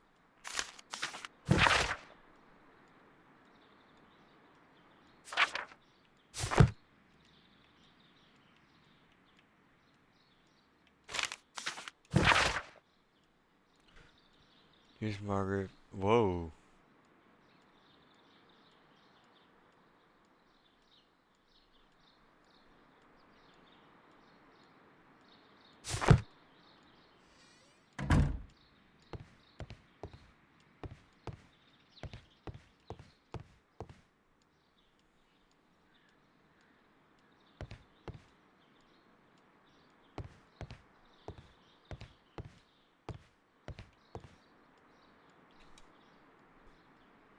Champagne. That's a lot of Montague champagne. Dunn had good taste. French wine, a remarkable vintage.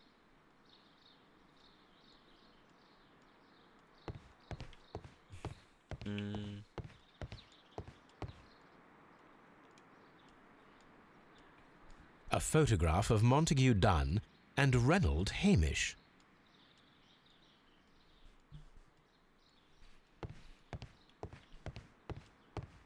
Okay, and then this.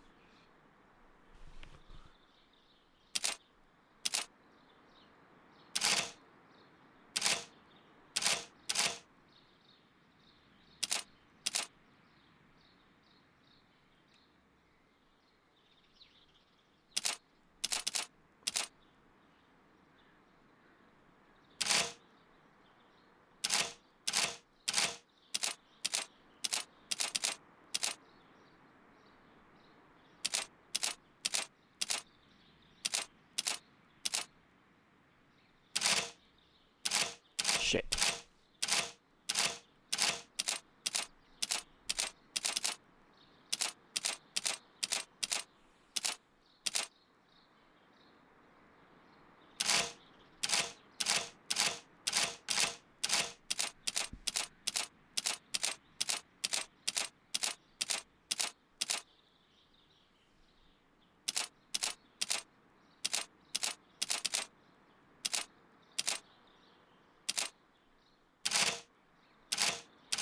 Fuck.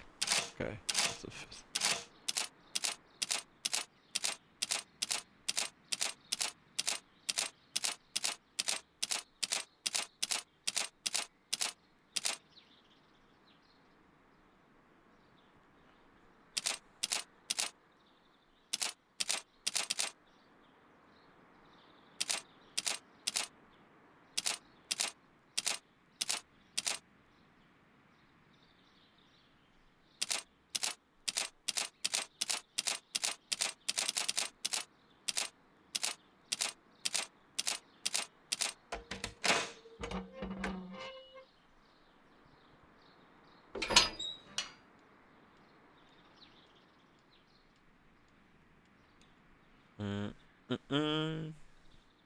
Save cracker.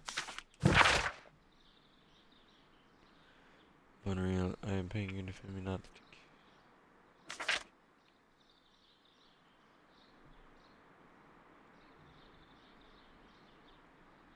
June 14th, 1889.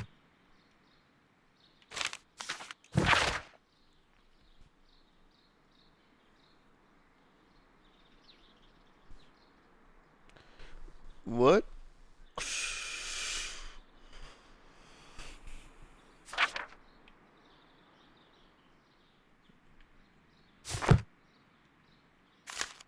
I suggest that we don't tell Miss Margaret White about this document.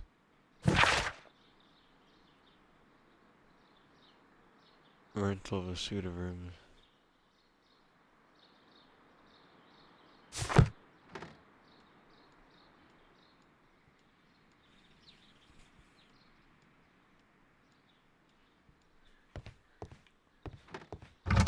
Okay, well, I think we're done here.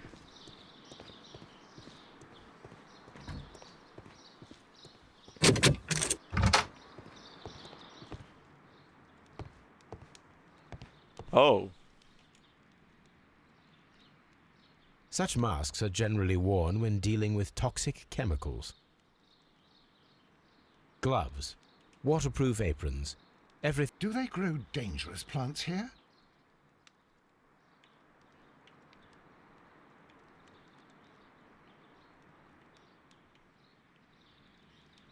It appears as though the protective equipment is missing from here.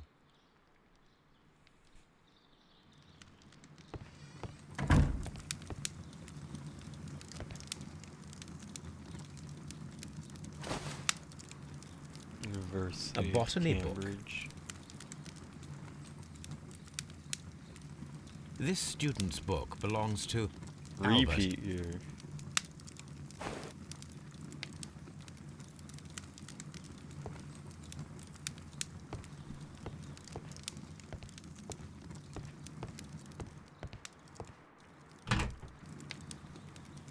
Chemicals, a sufficient quantity for some serious experiments.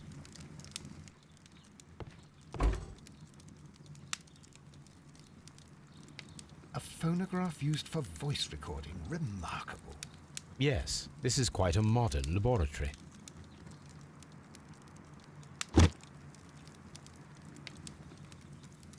I don't hear anything.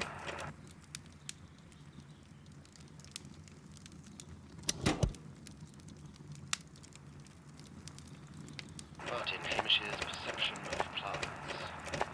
The notion of communication in the plant world has long been considered marginal, yet I remain convinced that some plants do indeed transmit chemical signals in the event of attack. A study report by Martin Hamish.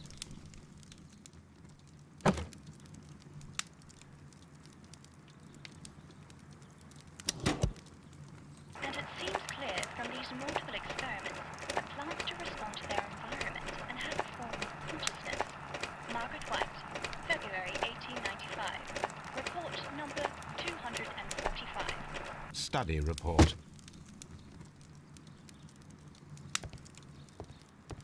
Okay.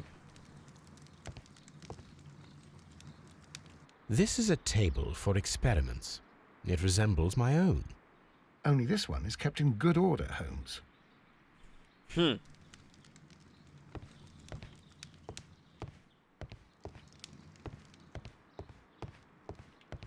Watson, can you move, you fucking idiot?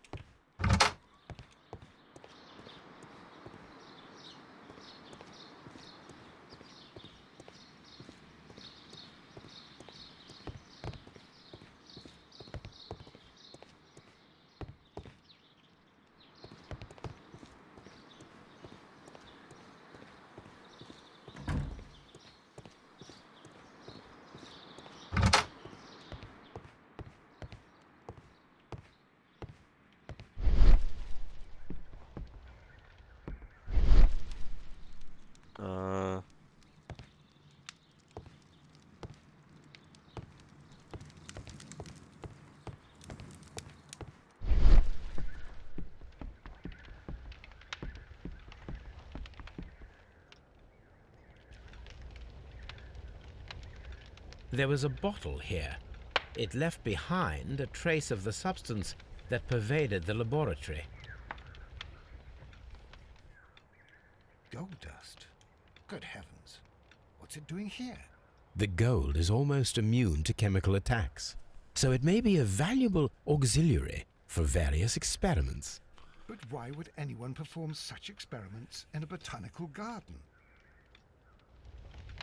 Several drops of the substance were spilled. Someone carried this bottle around. Several drops of the substance were spilled. Someone carried this bottle around.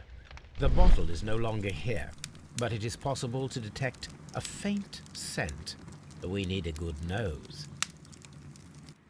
Oh, Toby. Locked. Holmes, Albert Dunn didn't give us the key to this door. It does not matter. We will open it.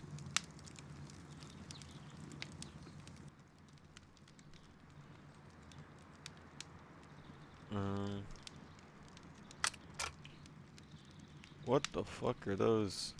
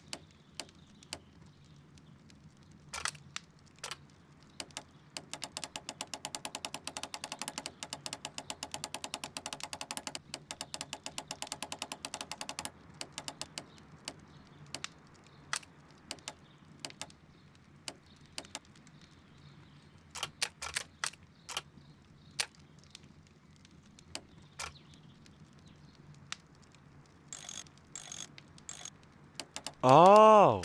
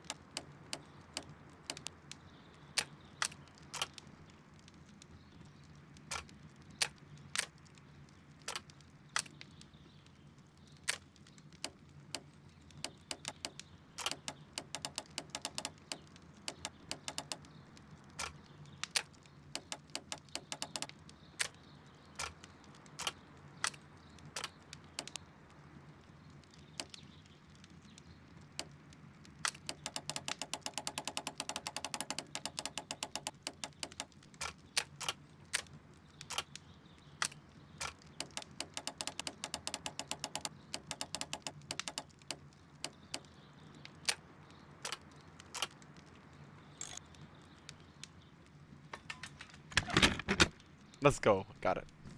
Open. The employee's cloakroom.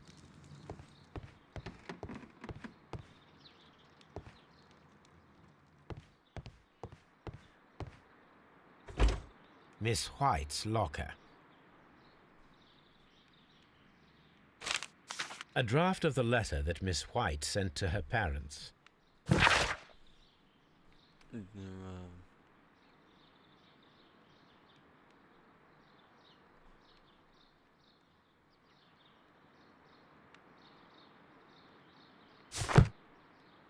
Apparently, Miss White is a capable student.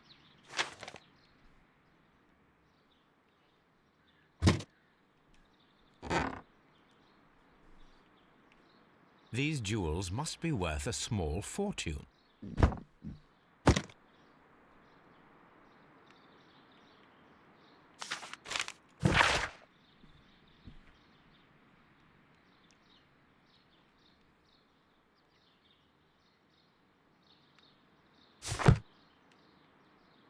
Voted Sir Albert. A vanity purse.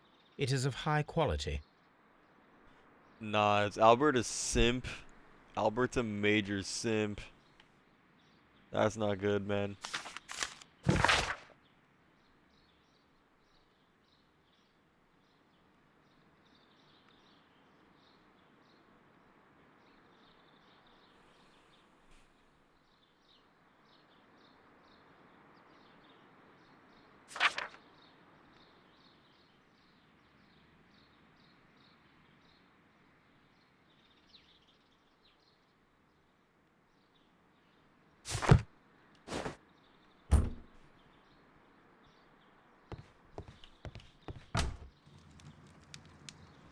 Martin Hamish's locker. Martin Hamish studied chemistry. Interesting.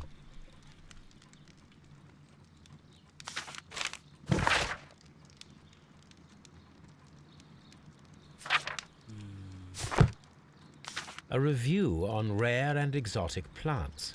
Martin Hamish has written several pieces.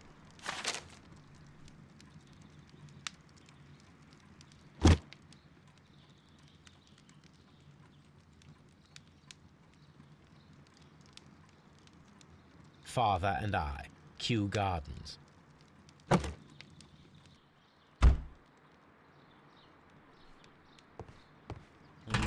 Okay, Albert's locker. Albert's What's in locker. here?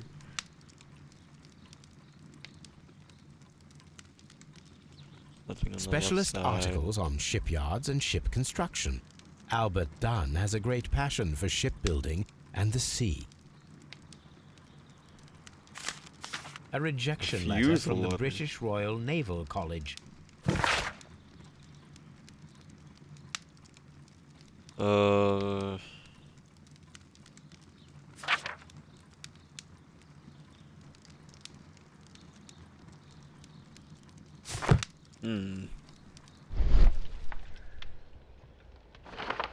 picture of Miss White and Albert in front of the University of London. And they seem to get along.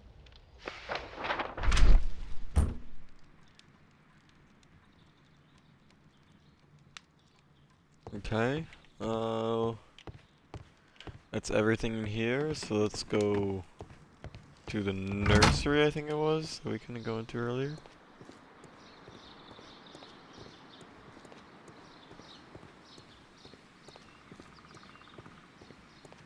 Nursery.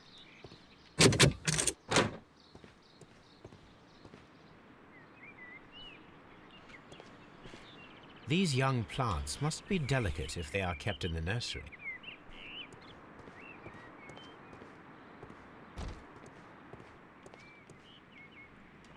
Work desk. A glasses case. It is empty.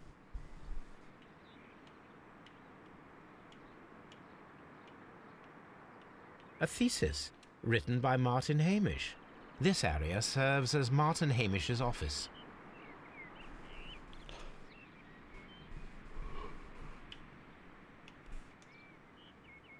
This poster is for an exhibition that Martin Hamish was directing.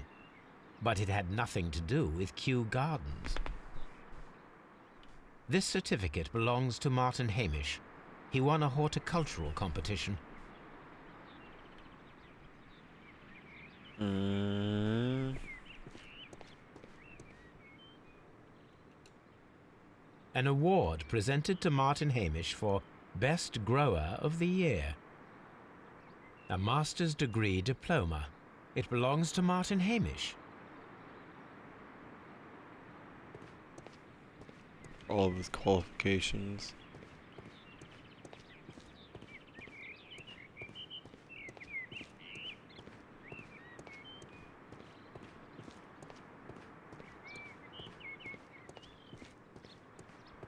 Nothing else? Okay.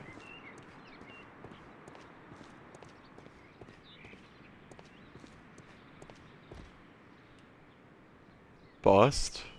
Sitting in a pile of leaves. It is a bust of Montague Dunn.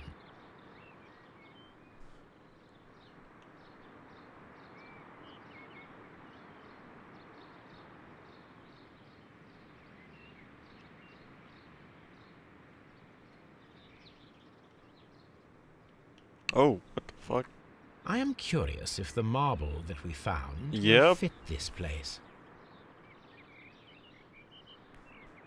Here it is. The marble fragment that we found in the Colonial Collection Room is what they have in common.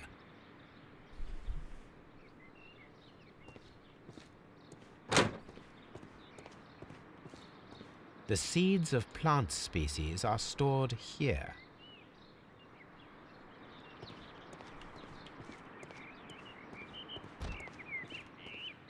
Anything else in here? Doesn't look like it.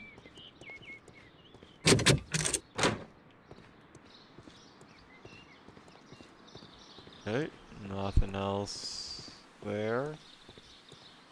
So we walk through the entire place. Go talk to Hamish.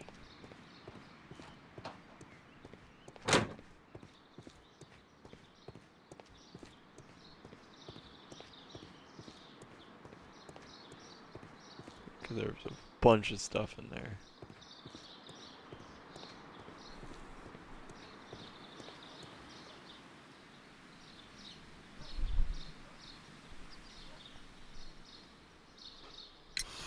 Mr. Hamish, Kew was Gardens. someone from your family connected with Kew Gardens?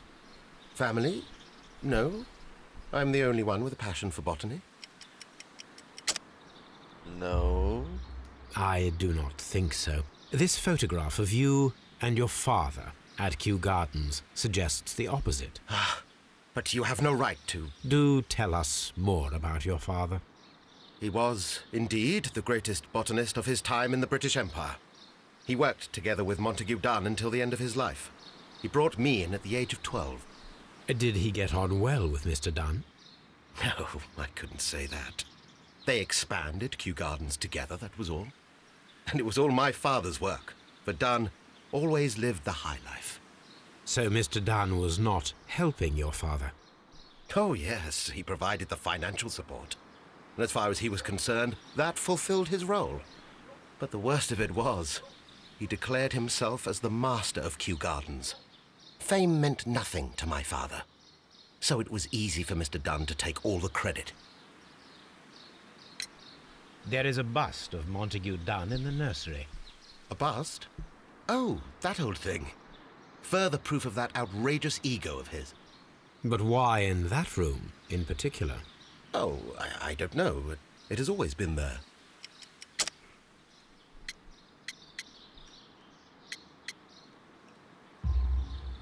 It is strange, because I recovered a fragment of the bust inside the Colonial Collection Room. Really? Oh, well, so I am mistaken. It ought to have been removed during the cleanup. This room is so small. Do you know who moved it? I have no idea. Surely Mr. Dunn requested it. Do you have any more questions like this? Because fragments of rock are not my responsibility. Evidently. Thank you, Mr. Hamish. We shall continue our investigation.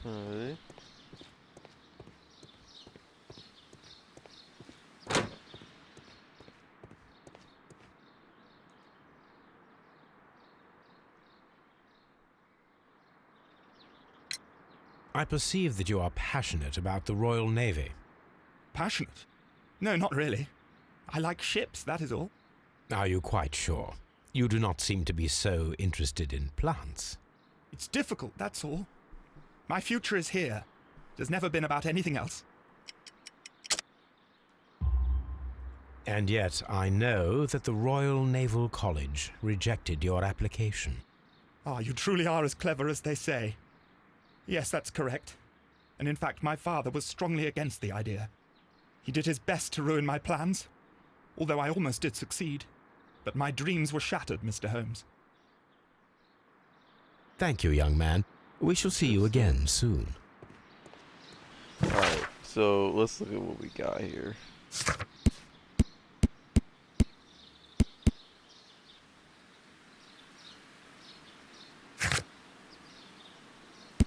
Search archives, search archives, search archives, search archives.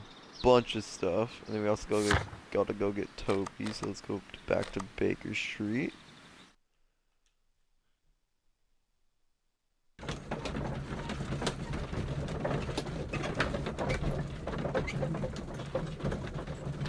I believe there was a botany tab in my encyclopedias.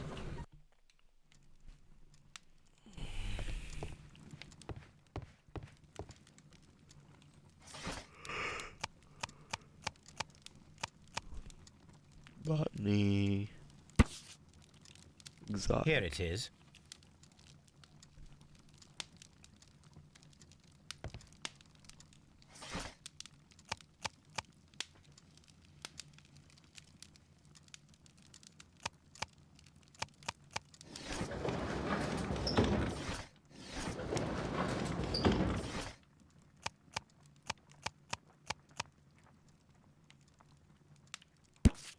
Here it is. The Divine Syndicate is not a supplier to Kew Gardens. Besides, there is no address here. Okay. Found a Kew Gardens.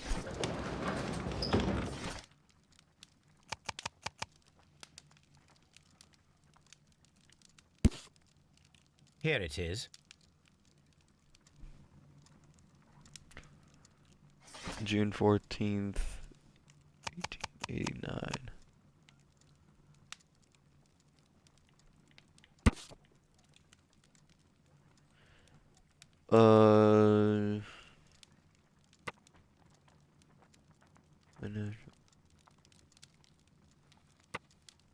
Here it is. And here is the Divine Syndicate's address. Perfect. It is time to find out what they have against Montague Dunn. And let's go get Toby. Come on, Toby. We have some work for you to do. Let us go to Kew Gardens. Someone should take Toby for a walk. Have you found something interesting?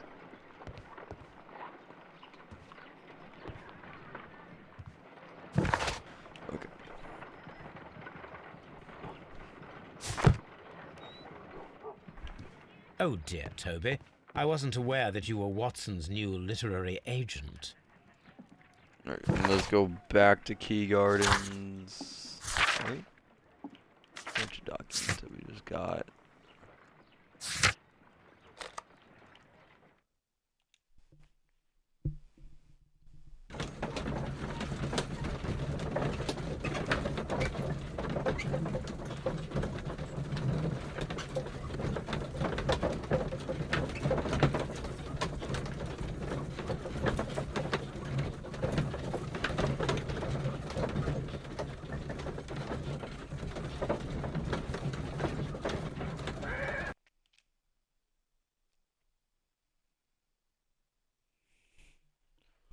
Let us take Toby to the laboratory.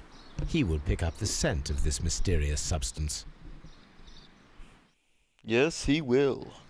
Search, Toby. Search.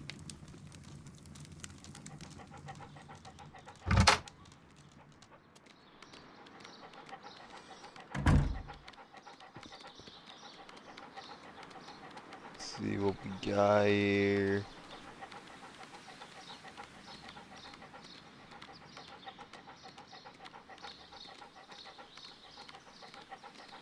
Okay.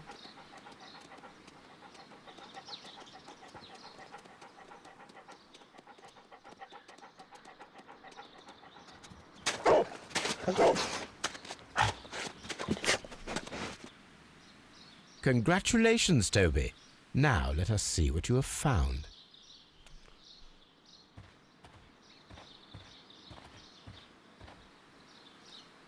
This is the bottle that was used in the laboratory. There is still some liquid remaining in the bottle, with gold flakes. A tiny caterpillar. Not surprising to see one in a garden, but at the bottom of a bottle.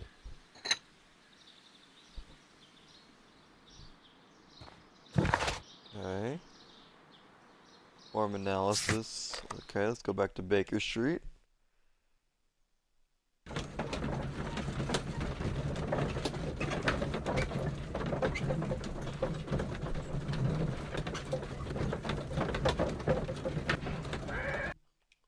Thank you, Toby.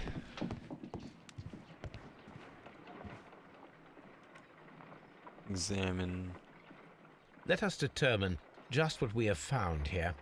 Let us pour liquid from the bottle into a test tube to perform an analysis. This is the bottle that we...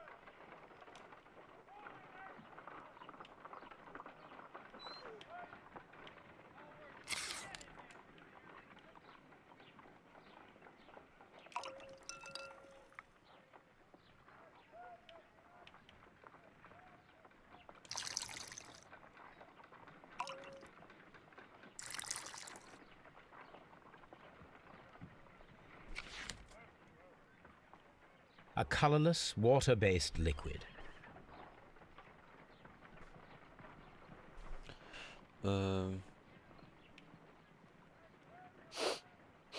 Quite a strong floral aroma. Holmes? Taste? What are you doing? It has a bitter taste. What if it's poisonous? Did you ever see poison stored in enormous jars like that? Anyway, there is a doctor nearby. So what do you think it is? It is some kind of organic compound. Let us vaporize the liquid and see what happens.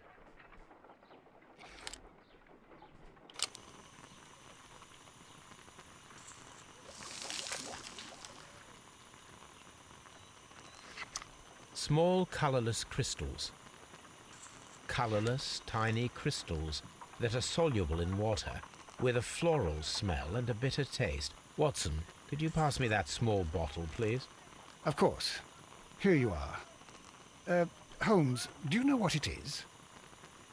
Wagner's reagent. There was a label on the bottle that you passed to me.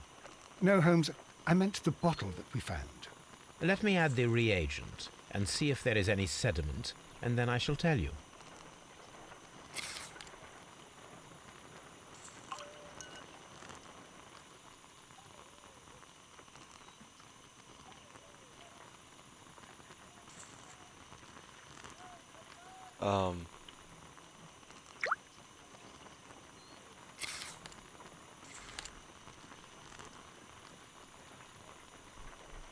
Red sediment, just as I suspected.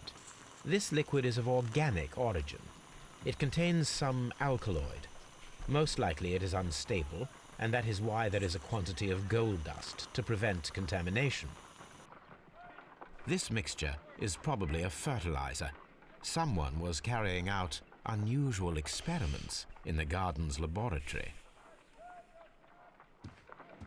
Alrighty, dialogue. Alright, let's go to the Divine Syndicate now.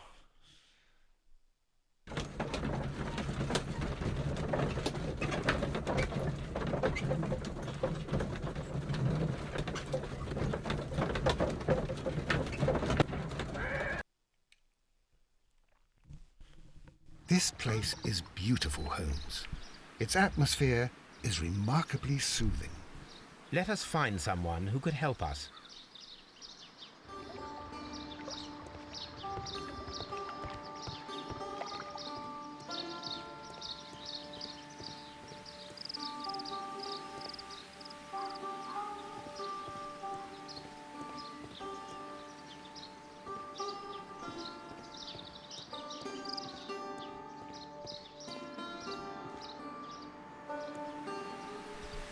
Ah.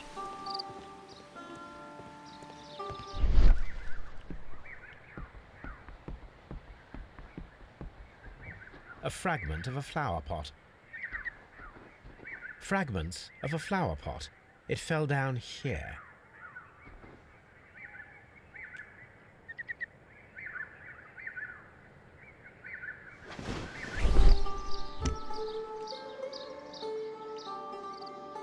The Kew Gardens symbol.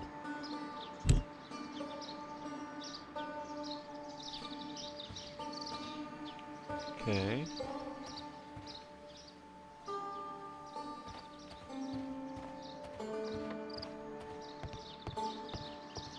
What's up, Zach? I'm feeling very zen right now, Zach. I'm talking to a guru. Good day to you, sir. My name is Sherl... I am exalting the sap. Got a tattoo on A his while neck. can you wait? From the trace of elements and moreover from the quality of the ambient geotropism it depends. Therefore, please, mind my gravitropism. Its balance. Do not disturb. Disturbed is most definitely the word. There. Completed is the symbiosis. Welcome you are. To introduce myself I shall. I am the Green Grand Mystic. The Green Grand Mystic himself. This is me. Who am I speaking to? We are two gentlemen who are extremely interested in the vegetation philosophy that is advocated by this establishment. Listening to you, I am.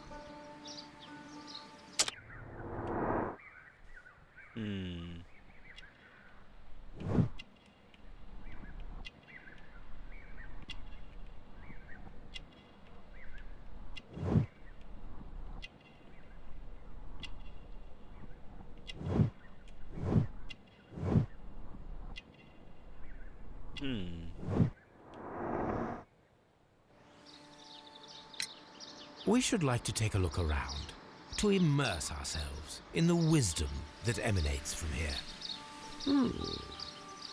It is a school of anastomosis, the divine scholastic syndicate for vegetation veneration and meditation. You may say, the divine syndicate. Glory to the eukaryotic. Only true devotees, those whose hearts are ready to spermatophize in sharing of knowledge, are permitted to physically enter our vegetable kingdom and its wisdom. And to be permitted, you must earn it. Yes. Green Grand Mystic, we are ready to become devotees and gain access to your temple. What is the name of our Lord, our God King?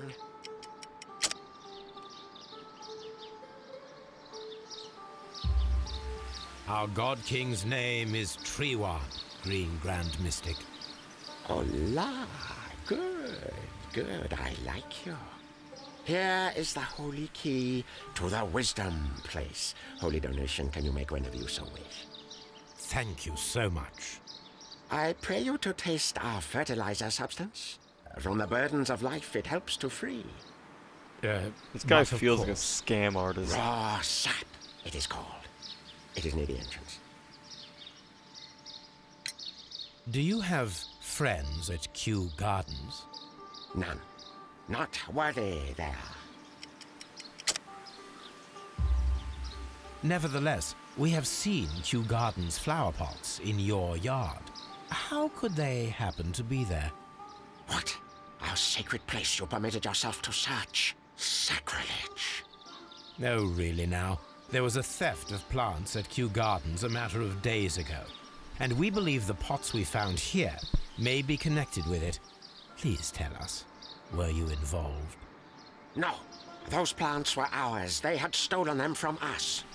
How so? Their director, Dump, I believe. Done. Dump. Yes, that's what I said. He borrowed from us 3 of our sisters for the exhibition at his green fly-infested gardens. But he never gave them back to us. Excuses and imbecility. So we went in and saved them. I see. So, if you stole those rare plants from them, then it means... Ah, I get it. Bravo, Holmes. I think the case is solved. No, we did not steal. We saved. Well, as a matter of fact, we were unable to find our 3 plants. I beg your pardon. And yet you took all of the exotic plants from the stand. They had disappeared. It was the least we could do. They stole our sisters, and so we stole theirs.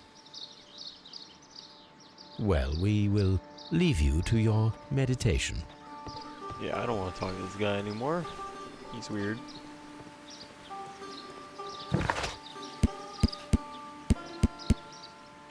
Alright, well... all the portraits.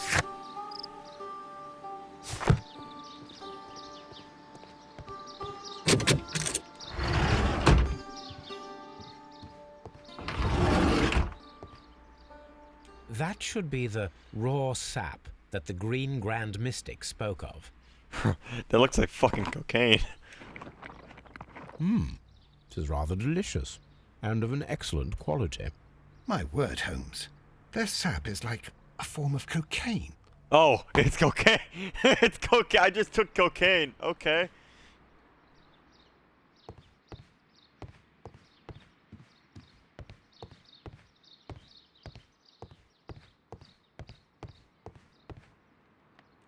Benefactors. The list of plant friends and benefactors. Lawyers, well-known manufacturers, political leaders.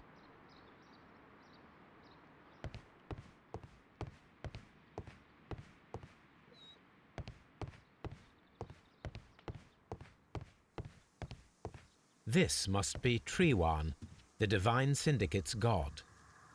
God, that guy looks creepy.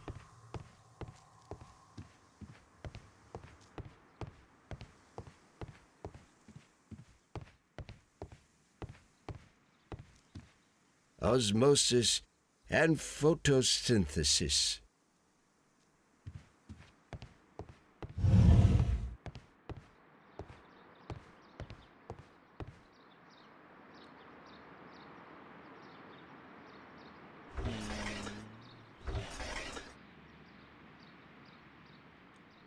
Caterpillars. They are raised as food for certain plants. Let's take them. We just fucking steal these guys' caterpillars? Okay.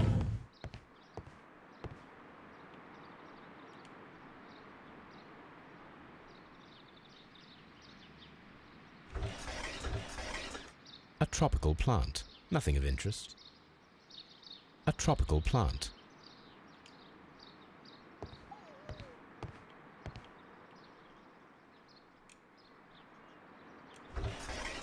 A tropical.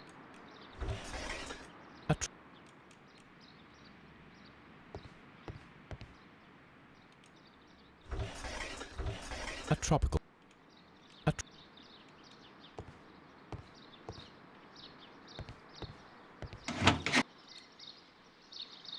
These 3 plants are identical to the ones shown at the exhibition. I shall take them.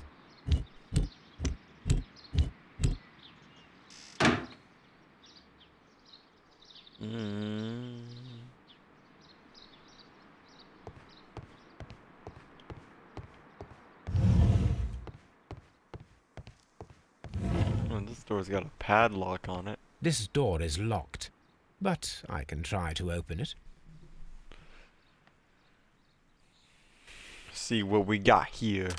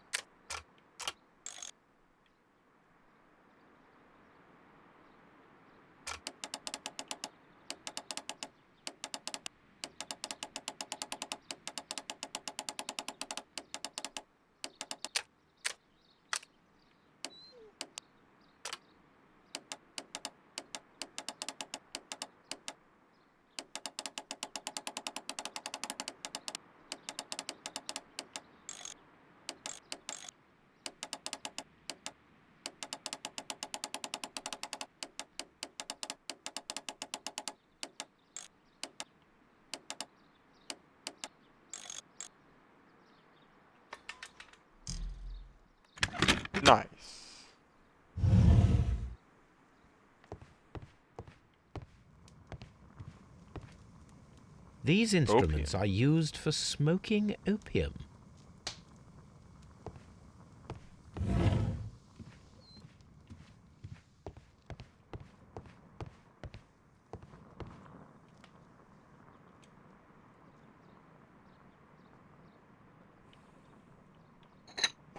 This substance is an alkaloid, the same as in the bottle we found in the bushes at Kew Gardens.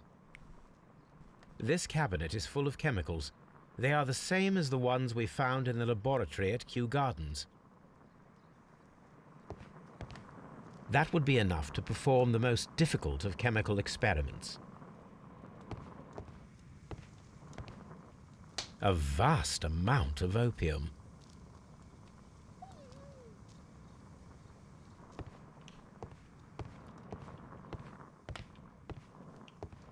Okay, is it all here? It's like it.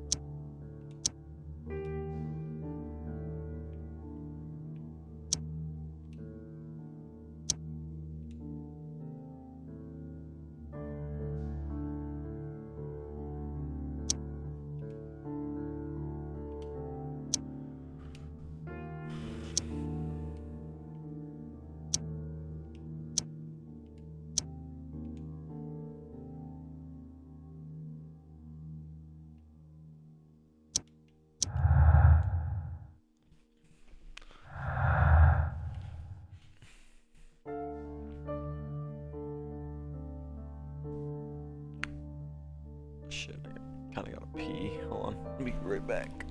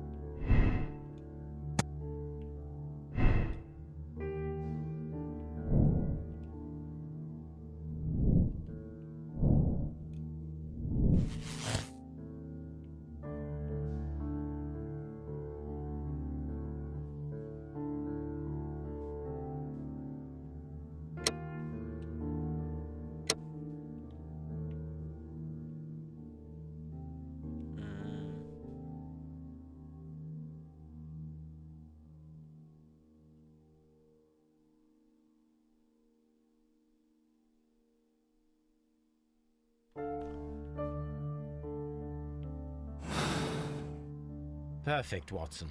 We can begin our experiment. Form analysis. So back to Baker Street.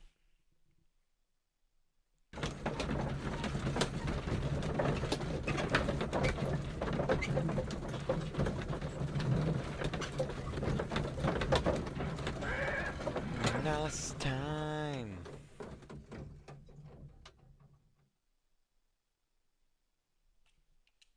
Deadly. Do.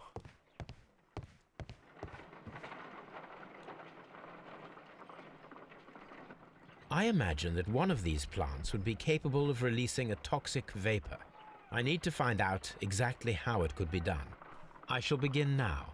Watson, if you are at all optimistic to have dinner this evening, then I'd recommend that you put on the gas mask.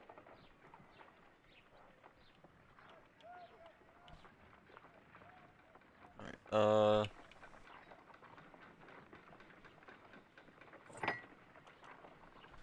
put a caterpillar on each. How interesting. What a strong and effective defensive mechanism.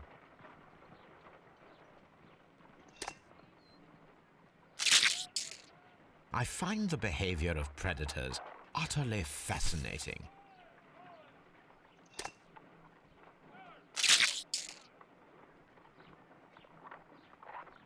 Interesting.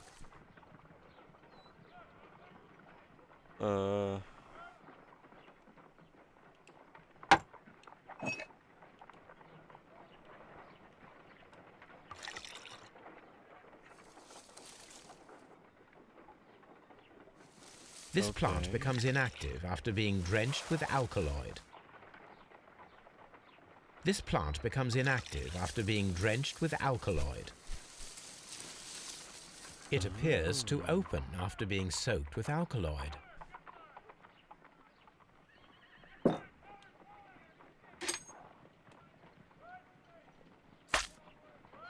My word! It shot a spike at me after I stabbed it with a pin. I imagined that its reaction would be ferocious if I increased the strength of my attack.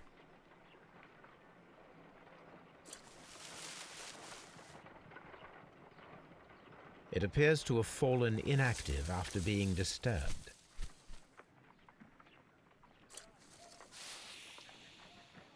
It closed again. I believe I saw a small cloud of gas. I wonder what secrets this plant is hiding. Perhaps if we agitate it to a greater extent whilst it is opened, it will reveal a little more.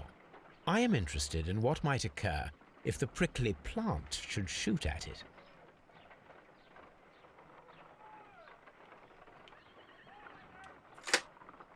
Okay,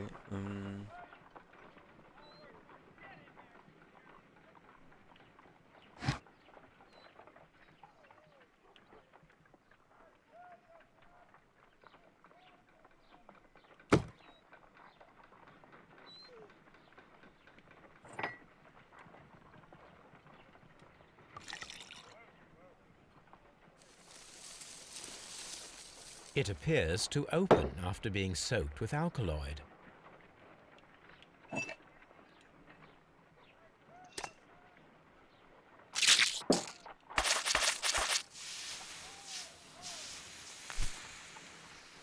Oh. Toxic gas with spores. Extraordinary.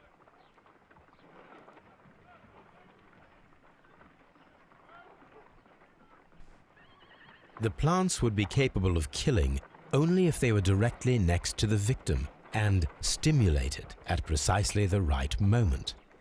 Let us take our caterpillars to the Colonial Collection Room. We may see things more clearly there.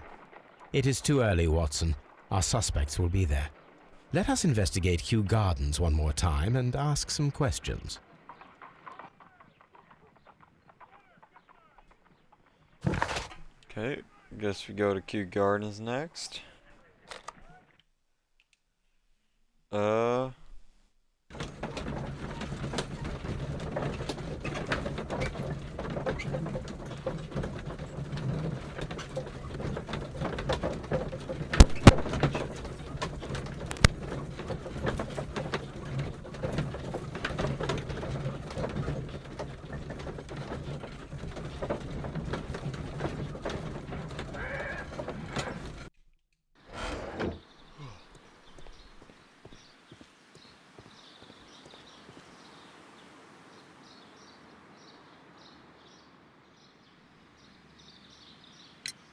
Are you aware of the Divine Syndicate? The Divine what? Is this a joke? No, I am quite serious. What a ridiculous name. Anyway, I have never heard of this syndicate. Can you tell me if you saw Mr. Montague Dunn on the day of his death? Yes, of course. I met him, and we went to see Albert, his son, at around 9:30. He appeared quite calm. What were you doing on the morning of the accident? After paying multiple visits to Albert, I had a little talk with Miss White. Then I returned to my desk to complete some paperwork. Suddenly, I observed that Mr. Dunn was not feeling well, so I ran immediately to fetch Albert. I clearly remember that it was around 10:30, for I was late that morning. Thank you, Mr. Hamish. We shall continue our investigation.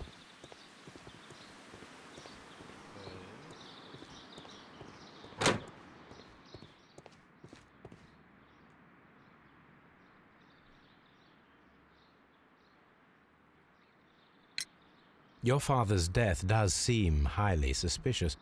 What were your movements here on that day? Suspicious?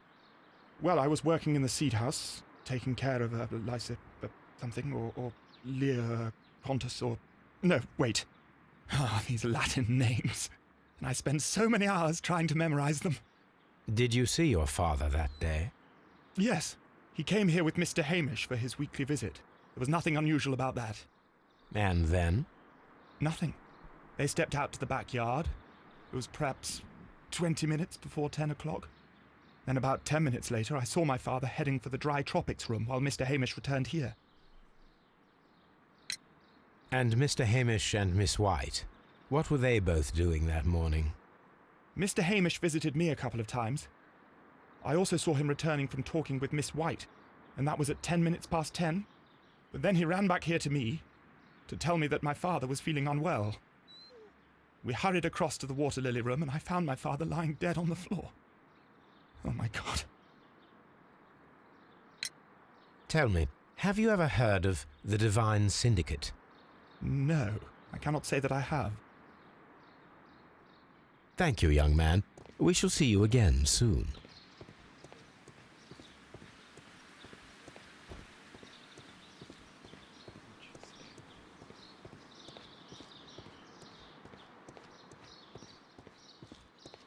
So they don't... Neither of those guys have heard of the Divine Syndicate.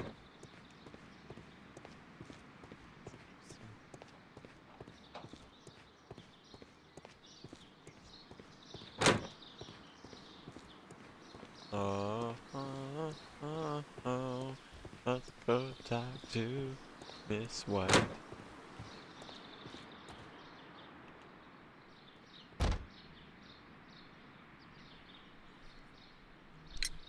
Can you tell me what Mr. Dunn was doing upon the day of his death? I can, but there is nothing very special to say. I was in the laboratory when I saw Mr. Dunn heading towards me. Tuesday is the day of his weekly visit. It was supposed to be at 9, but he was 10 minutes late, as usual. And then? Well, he came in to say good morning. Then I saw him spend 2 or 3 minutes by the plants outside the laboratory. After that, he ran out in the direction of the nursery, where Mr. Hamish was working. He was always in a rush during the inspection, you see. I would pity anyone who stood in his way. And that was the last time you saw him? Yes. I stayed in the laboratory until 20 minutes to 11, when I heard the cries of Albert and Mr. Hamish from the large glass house. I joined them as soon as I could, for I knew that something must be very wrong. What exactly were you doing in the laboratory? I was recording an experiment for my thesis. I only stopped my work once when Mr. Hamish visited me briefly around 10 o'clock. You say you were recording an experiment when the tragedy occurred. Might I listen to the roll? Certainly. Please do. You will find it in the laboratory. It is number 320. The Divine Syndicate. Does that name mean anything to you, by any chance? Not at all. But it is a very pretty name. Thank you, miss. Everyone has gone, Holmes. The way is clear.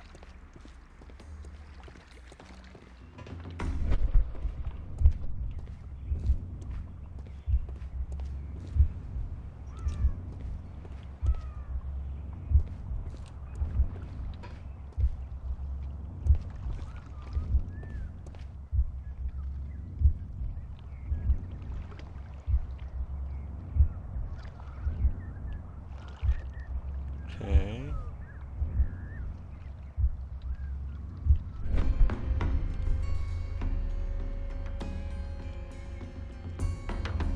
When Montague Dunn was standing close by the plants, the caterpillars were released and caused the deadly spores to activate. Panicking, and likely already half asphyxiated, Montague Dunn started back and knocked over the bust.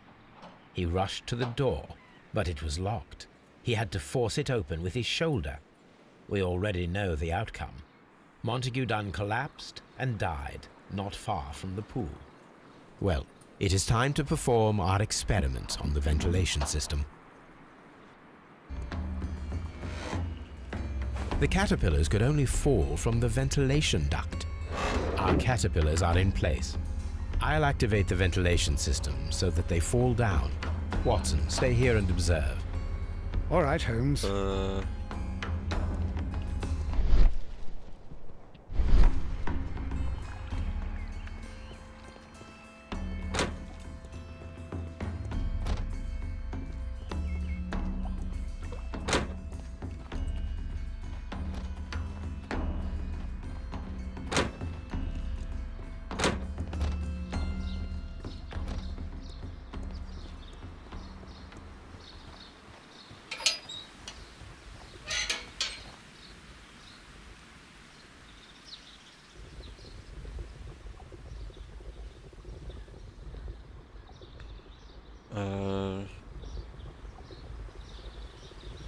The power is on.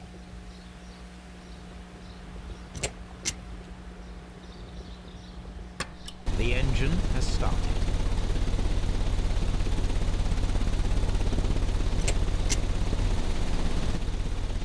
The ventilation system is working.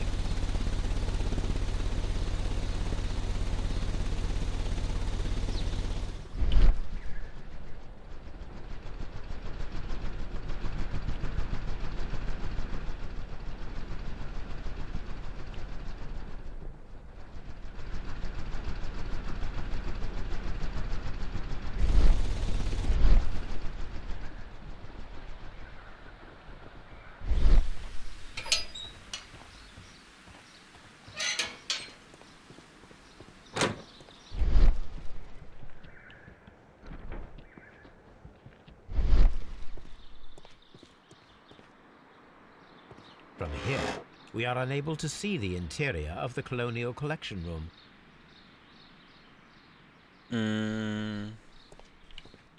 Excellent. This ventilation fan is working. Let us see if I can activate the other one.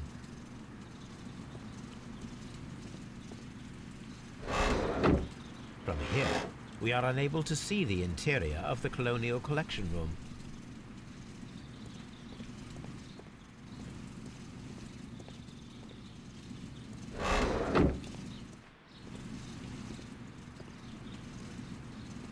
From here, we are unable to see the interior of the Colonial Collection Room.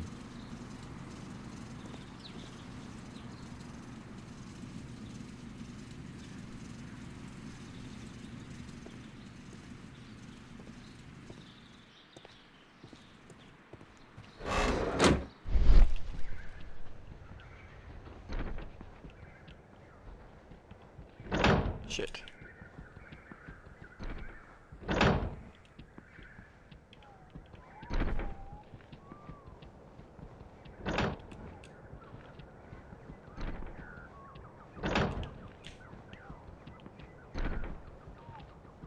Before I activate the fan, I need to check if the interior... We can see the interior of the Colonial Collection Room. Perfect. Now I just need to find Watson to check the result.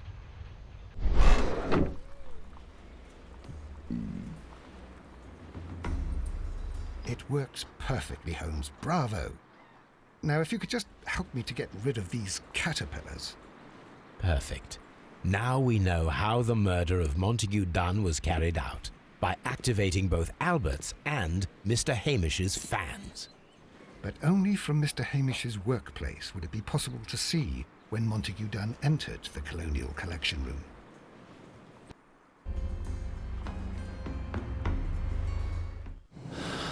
Okay,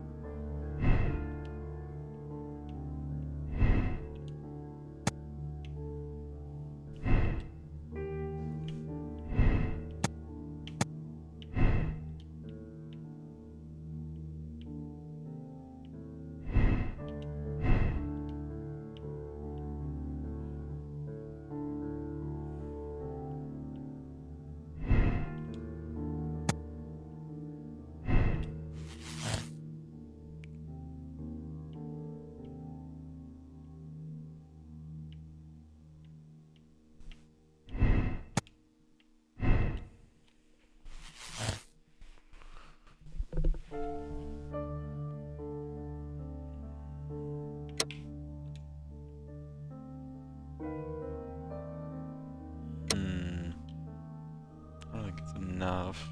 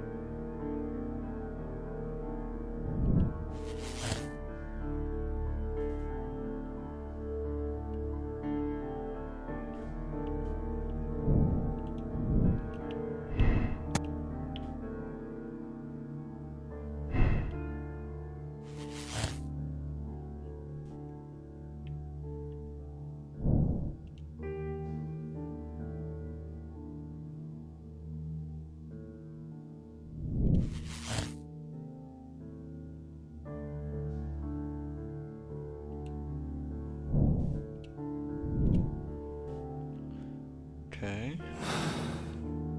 Let's go to Scotland Yard.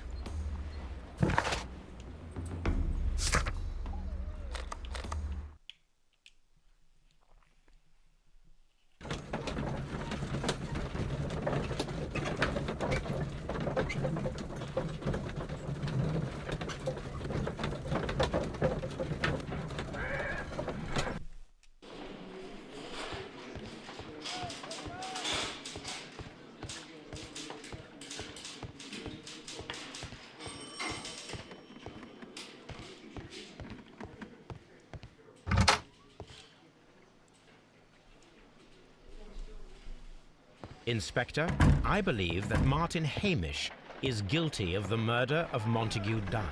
Aha! I knew it. I'll send the lads around to arrest him. Very good. I shall wait to hear from you.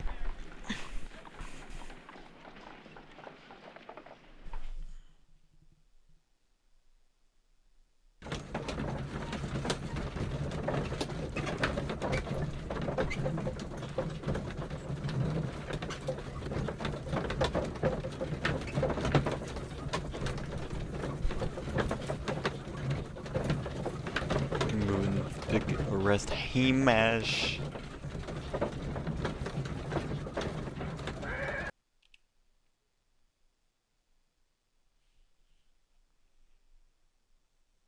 Inspector, I came here as quickly as I could.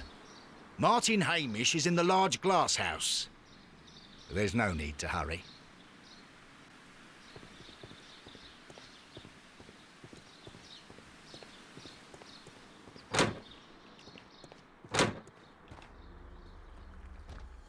Holmes, my God! Oh, shit. Yes, we found him like that. Our messing around with the ventilation system didn't go unnoticed. Mr. Hamish realized that we knew. Inspector, could you arrange the body, please? I should like to examine it.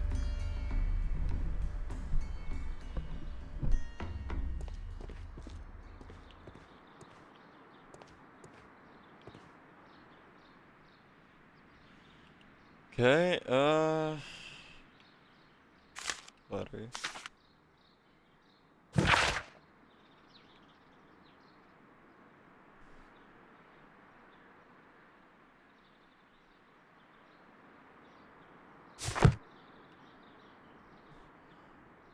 The mark around the neck is very visible. He died instantly.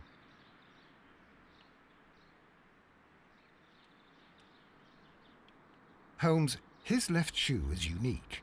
This anomaly is often a characteristic of... A club foot. Bravo, Watson. That is the key element of this case.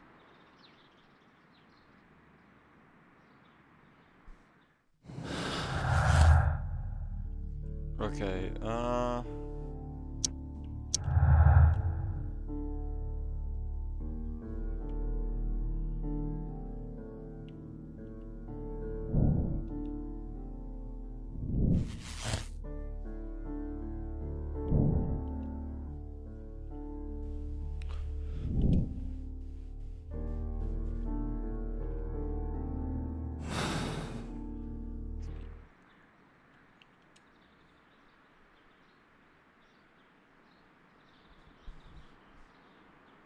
Something about this rings very oddly. Why do you say that, Mr. Holmes? Why? Because of Mr. Hamish's club foot. Oh, I deserve to be kicked from here to Charing Cross. I should have noticed it. But, Mr. Holmes, I can't see why. No, I don't suppose you do. You must recall that Mr. Dunn was locked inside the Colonial Collection Room by the murderer. If it was Mr. Hamish, he would have had to run up to his workplace to trigger the fan situated above it, taking into consideration the condition of his foot. Well, it is still possible. Perhaps, but it is rather strange that such a person as Mr. Hamish decided to base his plan on the speed of his gait. You mean to say that somebody helped him? So the suicide is questionable? Correct. Mr. Hamish accuses only himself in his letter, and so the investigation stops. Possibly an accomplice, then? That idea had not occurred to me, Mr. Holmes. I have another idea, Inspector. Thanks to the testimony that we have collected, we are able to rebuild the events as they took place that day. With a timeline, such as we did in the Jack the Ripper case. Precisely. The map at the entrance of Kew Gardens should help us with our timeline. okay. Gotta make a timeline now. Let us analyze the Alright. facts and statements so that we may recreate the events of that morning.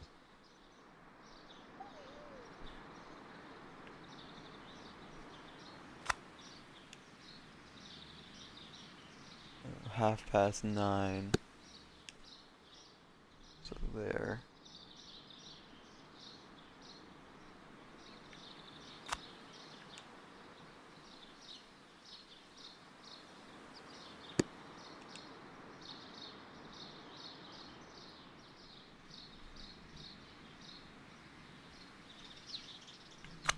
Seed House. Like about 9:50.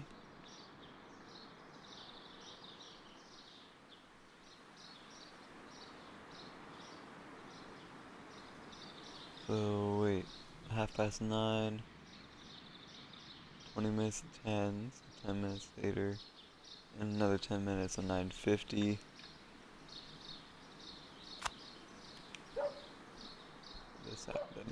10:40.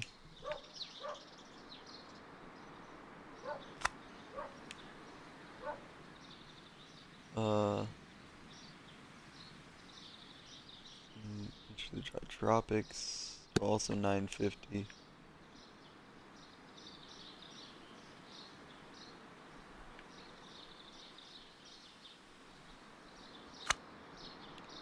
This is about 10 minutes later.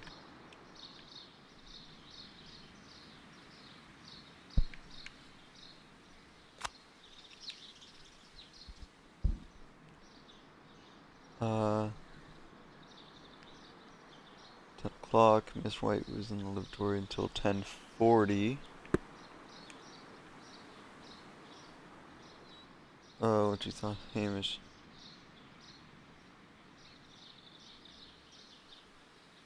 Around 10:30.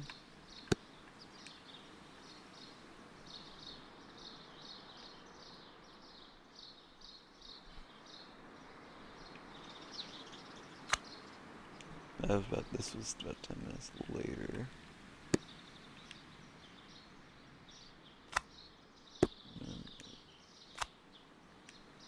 And this is also seen at the same time.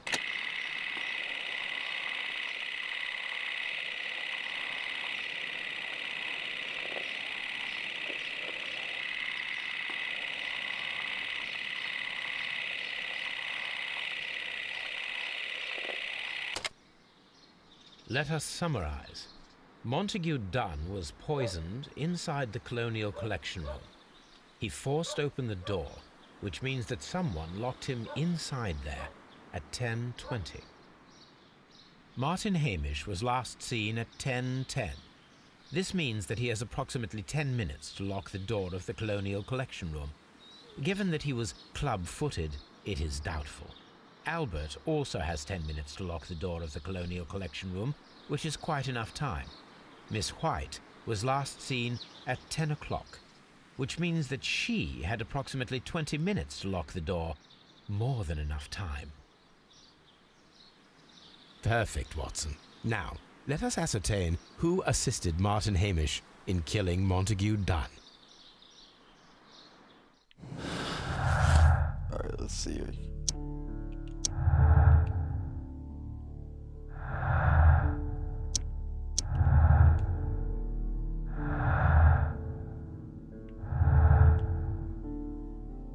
Okay.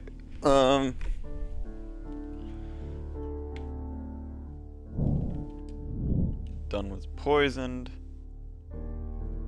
Wesley Sect is not involved. Guilty. Lack of experience. Motive. Murder. Partial theft.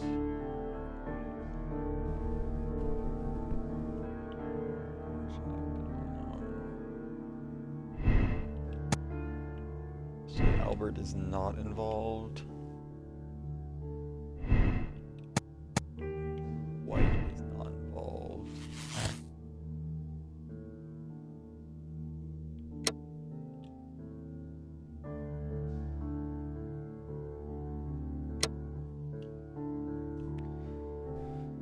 Okay.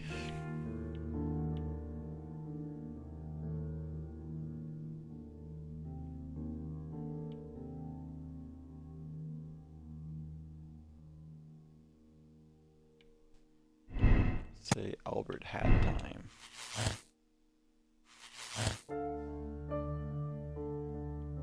Albert is an accomplice.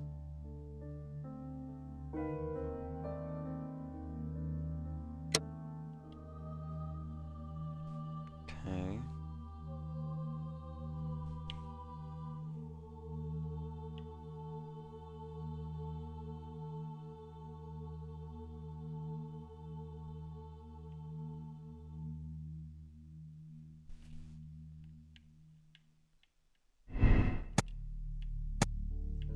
Say Albert not involved. Fuck.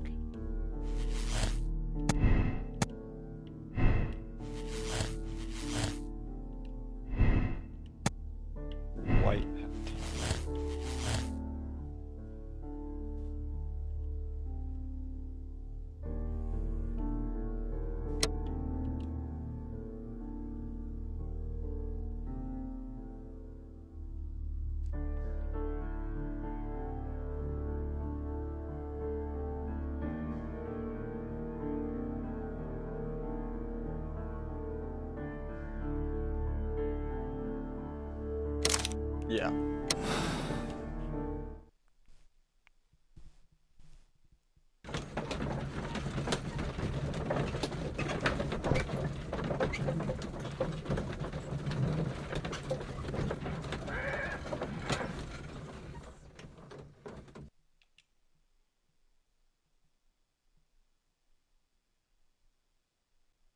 But Holmes, how can you be certain that we'll find Miss White here? It is obvious, Watson. Just use your brain. I am using it. I do use it. Now that the rope has tightened around Martin Hamish, Miss White must act to erase all traces of her implication. After the suicide of her accomplice, there is one final trace remaining: the deadly plants of the Divine Syndicate. She will be there. Very good. Shall we go? Just one moment. Now listen to me, Watson. I shall see her alone. You will conceal yourself behind her, quietly. Whatever are you planning? Nothing spectacular. The impulses of women have always been a mystery to me. But she is a bold one, and so we must be cautious. All right. You can count on me, Holmes. Girl.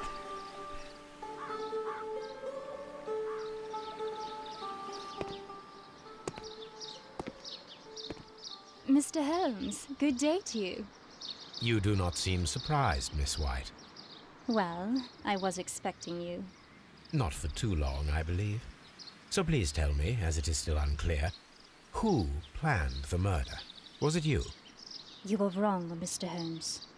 It was Martin Hamish, then. You managed to convince him to take on a more prominent role. You could not be further from the truth. You think that you can fool me? You don't care what I think. It is difficult to care about someone who is capable of pushing a man to his suicide. It is over, Miss White. The police will be here any minute. Over, perhaps. One moment you were here, and the next, you were on the other side. The other side? No! Stop!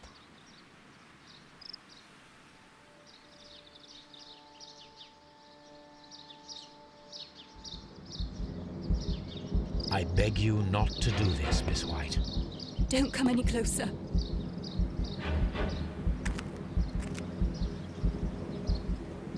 Please remain calm. We can help you. Not one step further. Don't try to stop me. Dude, don't. Bitch, don't. Stop Bitch, this don't do it. foolishness. You cannot truly want to die. No, it's too late.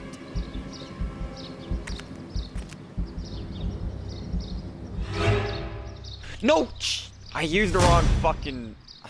I used the wrong stick.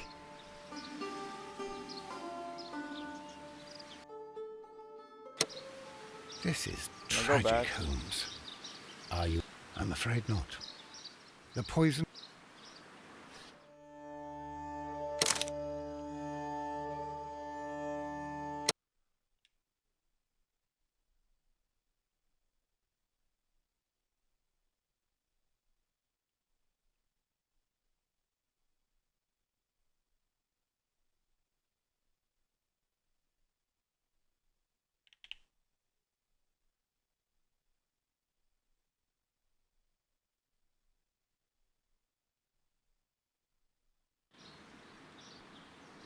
No! No, no, no, no, no!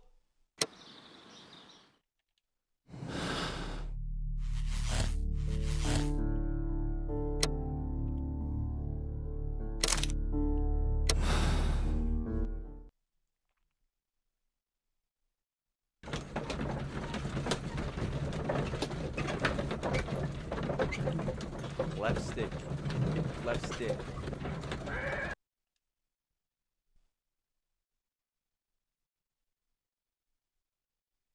But Holmes...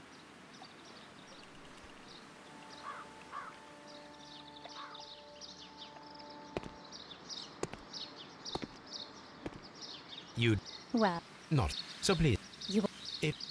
You... It... The other side.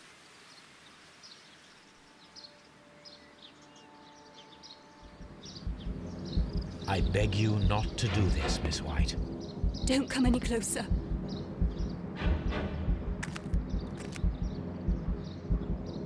Please remain calm. We can help you. Not one step further. Don't try to stop me. Stop this foolishness. You cannot truly want to die. No, it's too late.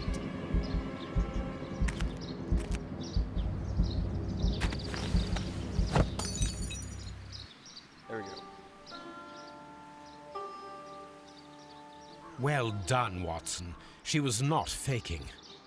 Miss White, you have no right to take your own life. Dr. Watson?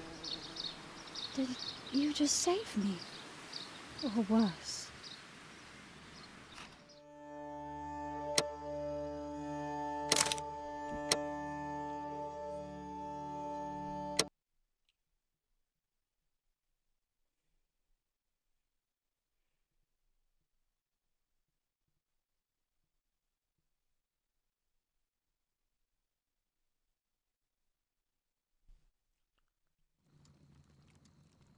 Alrighty.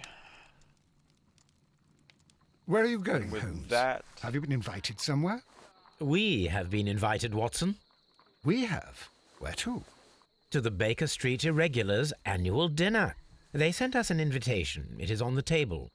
A dinner? How could those street urchins afford anything like that? I can't understand your interest in them, Holmes. They're dirty. They wouldn't hesitate to steal your wallet. Watson, you should be excited. It is a secret dinner. Its location changes every year. Read the menu. Sounds mouth-watering. All right. We, the secret police of Baker Street, invite you, Sherlock Holmes, and Dr. Watson to our annual dinner. Menu, entree, frozen rat head salad. Is this a joke? Not at all. Pray continue. Main course, sow's udder in Danny Nutcracker's way. Ah, sounds disgusting, Holmes. Hedgehog goulash. Street turnips in homemade juice. And it goes on. Ah, I can hear them on the stairs now. Oh, we can't go there. We can't eat that. Watson, you'll hurt the feelings of those poor children. We have to go. Oh, Mr. Holmes. It is fine, Mrs. Hudson. Mr. Holmes! Wiggins, Dr. Watson is getting ready. He will be delighted to join us. You don't look well, my young man. Is there something wrong? Don't tell me the dinner is cancelled. Mr. Holmes, it's my brother Leighton. He's in a prison cell. They say he's killed 2 men. You have to help us, Mr. Holmes, 'cause I know he didn't do it. Where is he now? From what I've heard, they took him to the yard, and they gave him a good beating already. You know what they're like. They'll hang him. They won't look any further. Holmes, we have to help him. And forget about the dinner? Wiggins, I'll take the case. You're fantastic, Mr. Holmes. I'll be waiting for you at the crime scene. You'll be there, right? It's on Half Moon Street in Whitechapel. Very well.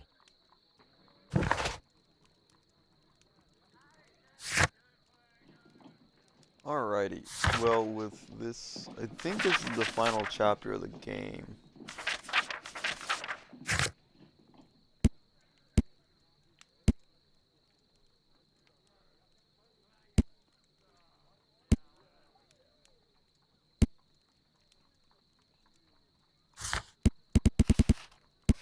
Right. Yeah, final chapter of the game. So I will end the stream here and we'll finish the game out tonight.